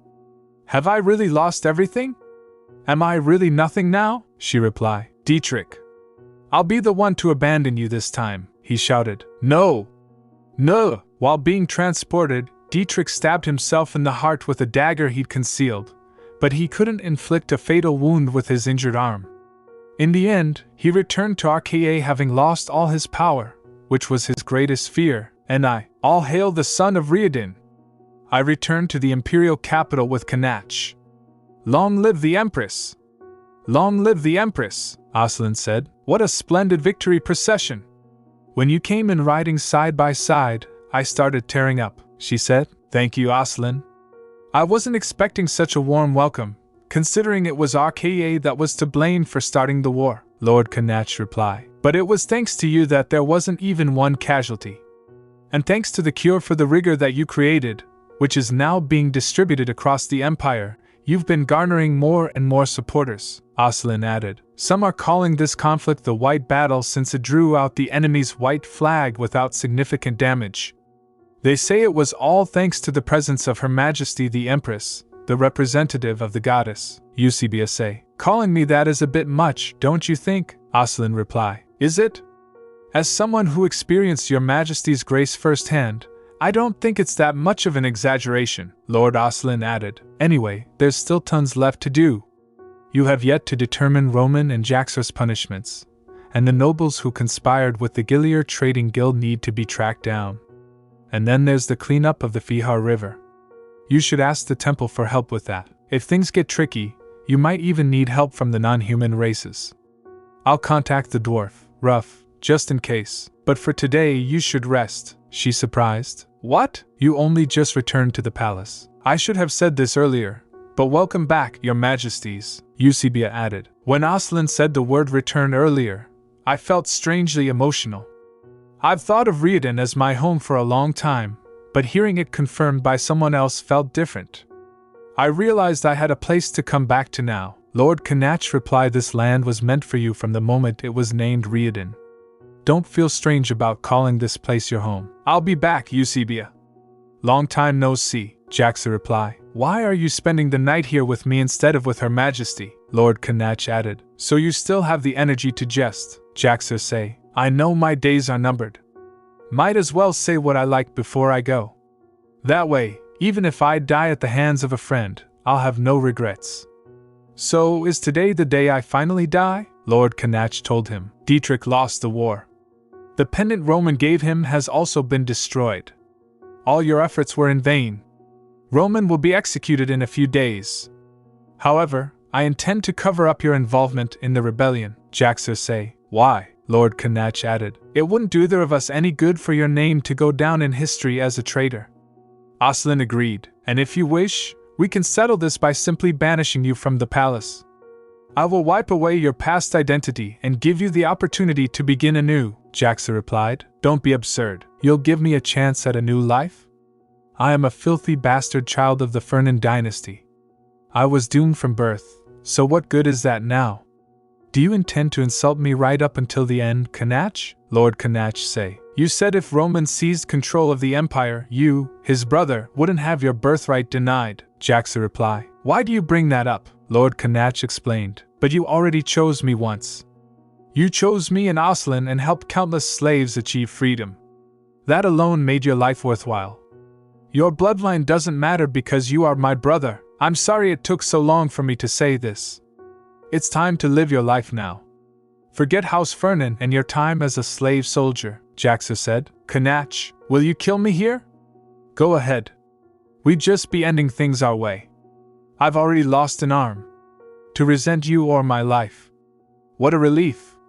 I can finally rest. Knock for being my brother, till the very end. Thank you, a voice raised. Kill him. Off with his head, he think. How dare they? Do they know who I am? I am the sovereign of the new empire. No one can treat me with disrespect, someone said. Look how terrible he looks. I shudder to think what he would have done had Her Majesty the Empress not stopped him. Off with his head. Off with his head, he added. Eusebia. If it hadn't been for you, I would have, Guy said. Those are the rebels who plotted treason. Arrest them all, regardless of their status. Lady shouted, release me at once. How dare you? Do you know who I am? Let go of me. Aslan entered. Thanks to RKA's sending over Dietrich's records, we were able to capture all the rebel forces within the empire. Baron Edwin was captured while fleeing through a nearby forest, while Duke Hale was found dead in a mithril mine owned by his estate. Eusebia replied. The war may be over, but there's still so much to do. We need to fully neutralize Roman's curse on the Fihar River and check up on the residents living nearby. Having 3 bodies wouldn't be enough to handle everything these days, he added. My apologies for adding to your burdens further, Your Majesty, but Regent Xander of RKA sent this. Could it be? Lord Canach entered and say. Eusebia. Canach, she replied. I heard you received a letter from RKA. What did it say? Lord Canach imagination raised. Dietrich is dead. He became severely ill from a self-inflicted wound and died before he could receive treatment. She said the whole time I was reading the letter, I felt neither happy nor sad. Is something wrong with me? Lord Canach added. Eusebia. It's not easy losing a family member, but you're handling it well. Keep soothing your heart so Dietrich can't affect you anymore. There's nothing wrong with you. You're simply trying to leave the past behind. You've chosen to live for tomorrow. I refuse to look back. I have no more nightmares or illusions. I've chosen a future I've never seen before. She surprised. What? You're entrusting me with overseeing the Ministry of Disaster Relief? Ministry of Disaster Relief, the institution that provides aid in the form of money or grain to those affected by disasters or poverty, he added. I know it's a rather sudden proposal, but I'm confident you'll do a splendid job. Did you not recently propose several welfare measures for our subjects? Eusebia say it's a tempting suggestion. However, I'm afraid government officials may not take kindly to my personal involvement in state affairs. Lord Canach replied. It was actually the officials of the Ministry of Disaster Relief who recommended you. They were impressed by your welfare proposals, and the senior official who previously oversaw the ministry resigned, so they expressed a desire to seek your counsel. He added, This is Riadon, Eusebia. What matters here is not lineage or social status, but one's competence. I believe you will be able to provide the help our people need. Aslan entered. My apologies for interrupting your meal, Your Majesty, but there is an urgent matter that requires your attention, he asked. What is it? Aslan replied. Why don't we discuss this somewhere else? Lord Canach say. I'm sorry, Eusebia. I'll have to leave first, she said. That's all right. Go ahead and attend to your business, He's so busy these days that we haven't had a proper meal together. He thinks I'll be able to help.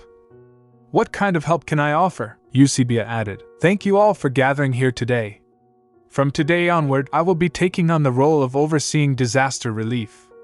I appreciate the confidence you've placed in me, but I must confess that I am ignorant about the governmental system. You are all distinguished individuals who have successfully passed the imperial examinations. Therefore, I ask for your assistance. It is my hope that you will share your honest opinions with me so that together, we can ensure the Empire's continued stability, he replied. Yes, Your Majesty, Eusebia say. Excellent. Let us start with the first item on the agenda, he said. Your Majesty, she say again reply. What is it? Has the investigation of the Fihar River concluded? Man reply. No, not quite. The Mage's Tower and Temple have asked for an audience with you, she think. Both the Mage's Tower and the Temple? What could they possibly want? Thank you for taking the time to meet with me, Your Majesty, she added. No, it is my pleasure to meet with the guardians of the Mage's Tower and the Temple. So, what brings you here? Well, unusual phenomena have been recurring at the Mage's Tower and the Temple. Unusual phenomena? Has the rigor returned? Man replied. No, it is nothing like that. Perhaps it would be best for me to show you before I explain. Can you feel it? The blessing of the goddess Fihar has returned, Eusebia say. Didn't the goddess's blessing disappear centuries ago? He explained. We were also taken aback by the sudden return of magic overnight. Aslan reply. Up until then, the Mage's Tower had focused exclusively on preserving and researching materials related to magic. Based on the records we have at the tower, we speculate that the power of the goddess was purified thanks to Your Majesty's intervention in thwarting Roman and his sorcery, restoring her blessing. After hearing the news from the Mage's Tower, the temple also began investigating historical records. Man reply. We discovered that the sorcery Roman used was the same as that used by the Fernan dynasty in the past. Aslan say it appears that the goddess's blessing disappeared because this sorcery accumulated over the years, disrupting the flow of nature. Eusebia think. That must be why the Arjunwood said those words to me. You must protect this world. What a relief! The people of Riadon will be overjoyed to hear that the goddess's power has returned, he say. My apologies, Your Majesty, but there is more. Aslan asked. What? Are you suggesting that Roman colluded with the temple as well? Eusebia explained. Yes. This incident led to a reshuffle within the temple, during which previously unknown corruption was uncovered. As the goddess's power waned, the temple's prestige also declined. To compensate, some high-ranking priests colluded with Roman. It even turns out they sold the bodies of priests to him later on, Aslan added. Priests shouldn't have been susceptible to the rigor, so why? That question can be answered through the materials provided by the Mage's Tower.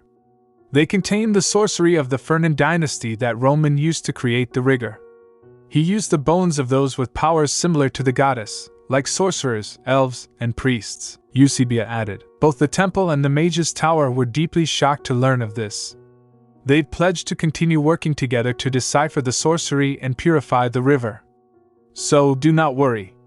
The rigor will soon be a thing of the past. It's hard to believe the river was ever poisoned, Lord Canach say. Now that we know the cause, the solution will come quickly. You saved the continent, Eusebia, Eusebia replied. No, Canach. It's all thanks to you, he say. Do you not regret meeting me? She added. How could I regret it?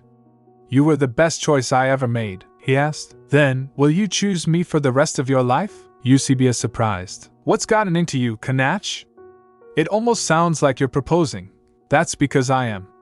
As I said before, our previous wedding was just a formality. Lord Canach added, I've always wanted us to have a proper, grand wedding because you deserve the very best. This time, we'll do it in a place full of sunshine, surrounded by people giving us their blessings. And there, I will promise my future to you. Eusebia expressed her feelings by saying such amazing words. I love you, Lord Canach replied gadly. I love you too, Eusebia. 1 year after the Fihar River was fully purified, summer arrived in the Empire. Really? Eusebia became happy. Ruff, you're coming to Riadon? Thanks to you, there are no more groups targeting the non-human races, and recently, even the Empire's citizens have become more tolerant toward us. It's time to restart the business we put on hold. Gold ornaments crafted by humans are quite popular with the dwarves. I'd be delighted to see you again. I couldn't properly greet you at the wedding because it was such a hectic day. Well, I was just glad to be able to go home early, she added. How have you been? Is your knee better? Enough about me. How are you? Pardon? Now that you've sorted out all those troublesome matters, there's just one thing left for newlyweds to do. Do you have any good news yet? She think. How strange. I can't hear you. What? Did the communication stone suddenly go dead? Looks like it. I'll get back to you later. I can't believe even Ruff is asking me about this. Then again, Xander did mention recently that father is worried about the issue of succession. Xander say, Dear Eusebia. Eusebia think, succession. Canach says it doesn't matter to him, but I don't want to just give up. Guildmaster say, Eusebia, Ruff, you're looking much happier, she reply, and you're as robust as ever. He deaded. Well, my health is all I have, so I need to stay fit. By the way, you really saved me. Thanks to the imperial family's mediation, I was able to close a significant deal. It's not much, but as a token of my gratitude. There's someone I'd like to introduce to you. It's a pleasure to meet you, agent of the goddess. It's an honor to meet you as well, lady replied. Please call me Cherise. Eusebia surprised. That's what Genesa called me. You know Genesa Cataril? Guildmaster added. Our race has a long lifespan, so we probably knew your ancestors. By the way, it was Cherise who bestowed the blessing of the elves on Genesa's child. Cherise reply. Genesa was a remarkable woman. She was strong and wise, much like you are now. I heard from Ruff that you are unable to bear children due to the constraints placed on the guardian. When I learned of that, I couldn't simply stand by. Eusebia say, Ruff, you brought Cherise here for my sake? He added. Haha. I couldn't bear to see you suffering over something like this. Now, let's get back to what we were discussing, Cherise reply. It's always fascinating how dwarves struggle to express their feelings. Eusebia thinking. Still, I don't want to trouble the two of you. To be honest, neither the Emperor nor I are in a hurry to have an heir. But you did want a child, didn't you? I heard the imperial family were searching for information about Genesa. The desire to leave traces of one's life with a loved one is shared by all races. I understand it well. That's why I came to see you, Eusebia added. You're right. It was a child I wanted. Not an heir. A child born of Canach and me. Our child, Cherise say to her. I am happy I can be of help to you. I received the blessing of the Argentwood, which allows me to share the things I felt and experienced through magic. I will now show you the moment when Genesa was granted the blessing of conception, she added. O Argentwood, hear my plea. Bestow your blessing on Genesa Cataril, the great guardian who protected the Sylvan elves from extinction. I humbly beseech you, gathering the wishes of all elves. Goddess replied Genesa, my child, at last you have come to me. You prevented the fall of this world, and now, you seek to rewrite your own destiny. I prevented your conception because I did not want the power of the guardian to be passed down. I did not want people to take the power for granted or misuse it, Cherise asked. Then, Goddess replied to her, but you have saved the world.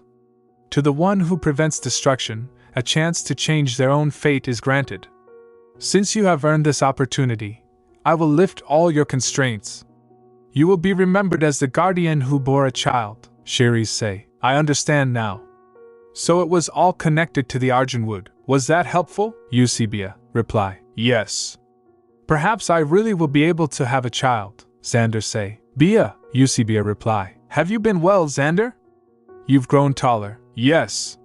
How have you been? Her father Kaled her named. Eusebia, she reply. Father, my apologies for not visiting you earlier, her father reply. No, I should be the one to apologize. It's my own shortcomings that caused you all this trouble. And you, are you happy now, Eusebia? He added. Then that's enough. That's more than enough. Eusebia entered. You're still here? The meal is ready. Why don't you come out and join me? Lord Canach replied. It's just so fascinating to think that you were born and grew up here. Oh, it makes me notice even the smallest details. So, this is where you lived, and this is why you promised to take me with you back then, she said to him. My mother decorated this room. The wall decorations are meant to carry prayers for a child's healthy growth. And right here, I often used to sit and warm myself by the fire. Oh, the flower pot is still here. I used to plant things in it as a child, Lord Canach say. You seem to have many happy memories here, Eusebia explained. I want to create a home like this with you. When we have a child, I want to make a room for them and build a place where we can watch them grow up together. You say that I chose you, but you chose me too, an opportunity granted only once to those who save the world. Now I am certain we have earned that chance. Goddess, say, it's been a while, Eusebia, she called. Arjun would, Goddess reply. You're not alone this time. The Emperor is with you, Eusebia, say again. Canach, Goddess added. Do not worry, Eusebia. The Emperor is simply wary of me. He still hasn't forgotten our contract from his past life, has he? Eusebia explained. Past life? What does that mean? Come to think of it, it was strange. This is why you promised to take me with you back then. I never promised we would go to the north together in this life, Lord Canach say. What are you? Goddess reply. Thank you for saving the world, Eusebia. I know why you've come to me. I bestow upon you the blessing of conception. Though, like Shinasa, the power of the guardian will not be passed on even if you bear a child, I doubt that such matters will concern you, and this is my final gift. I will pass on the memory of the noble sacrifices you both have kept hidden from each other. Two souls who turn back time to alter their fate have come to me once more. Unlike the goddess Fihar, I had believed that humans could not change their destiny. But perhaps the reason she loves you is that moments such as these do occasionally occur. You were meant to be together from the very beginning. I hope this memory will finally bring you freedom. Goddess added more. Eusebia, I am truly happy you have found someone who loves you, Lord Canach said to Eusebia. So you were reborn as well. You had all those memories, and that's why, she replied. If I had known sooner, I wouldn't have let you endure such loneliness for so long. It took me too long, and so you weren't late at all. Every time I was about to collapse, you were there to save me. Then, now, and in the future, you'll be the one to rescue me, little girls say to her brother. Come on, Zakar, he replied. Sylvia, mother told us not to run. Mother, father, Lord Canach say. Eusebia, I love you, Lord Canach added. It took too long to say these words, Eusebia replied. That's all right. It only makes this moment even more joyful. The end. Please remember to like and subscribe if you enjoyed the video, as it really helps our channel grow. Thanks.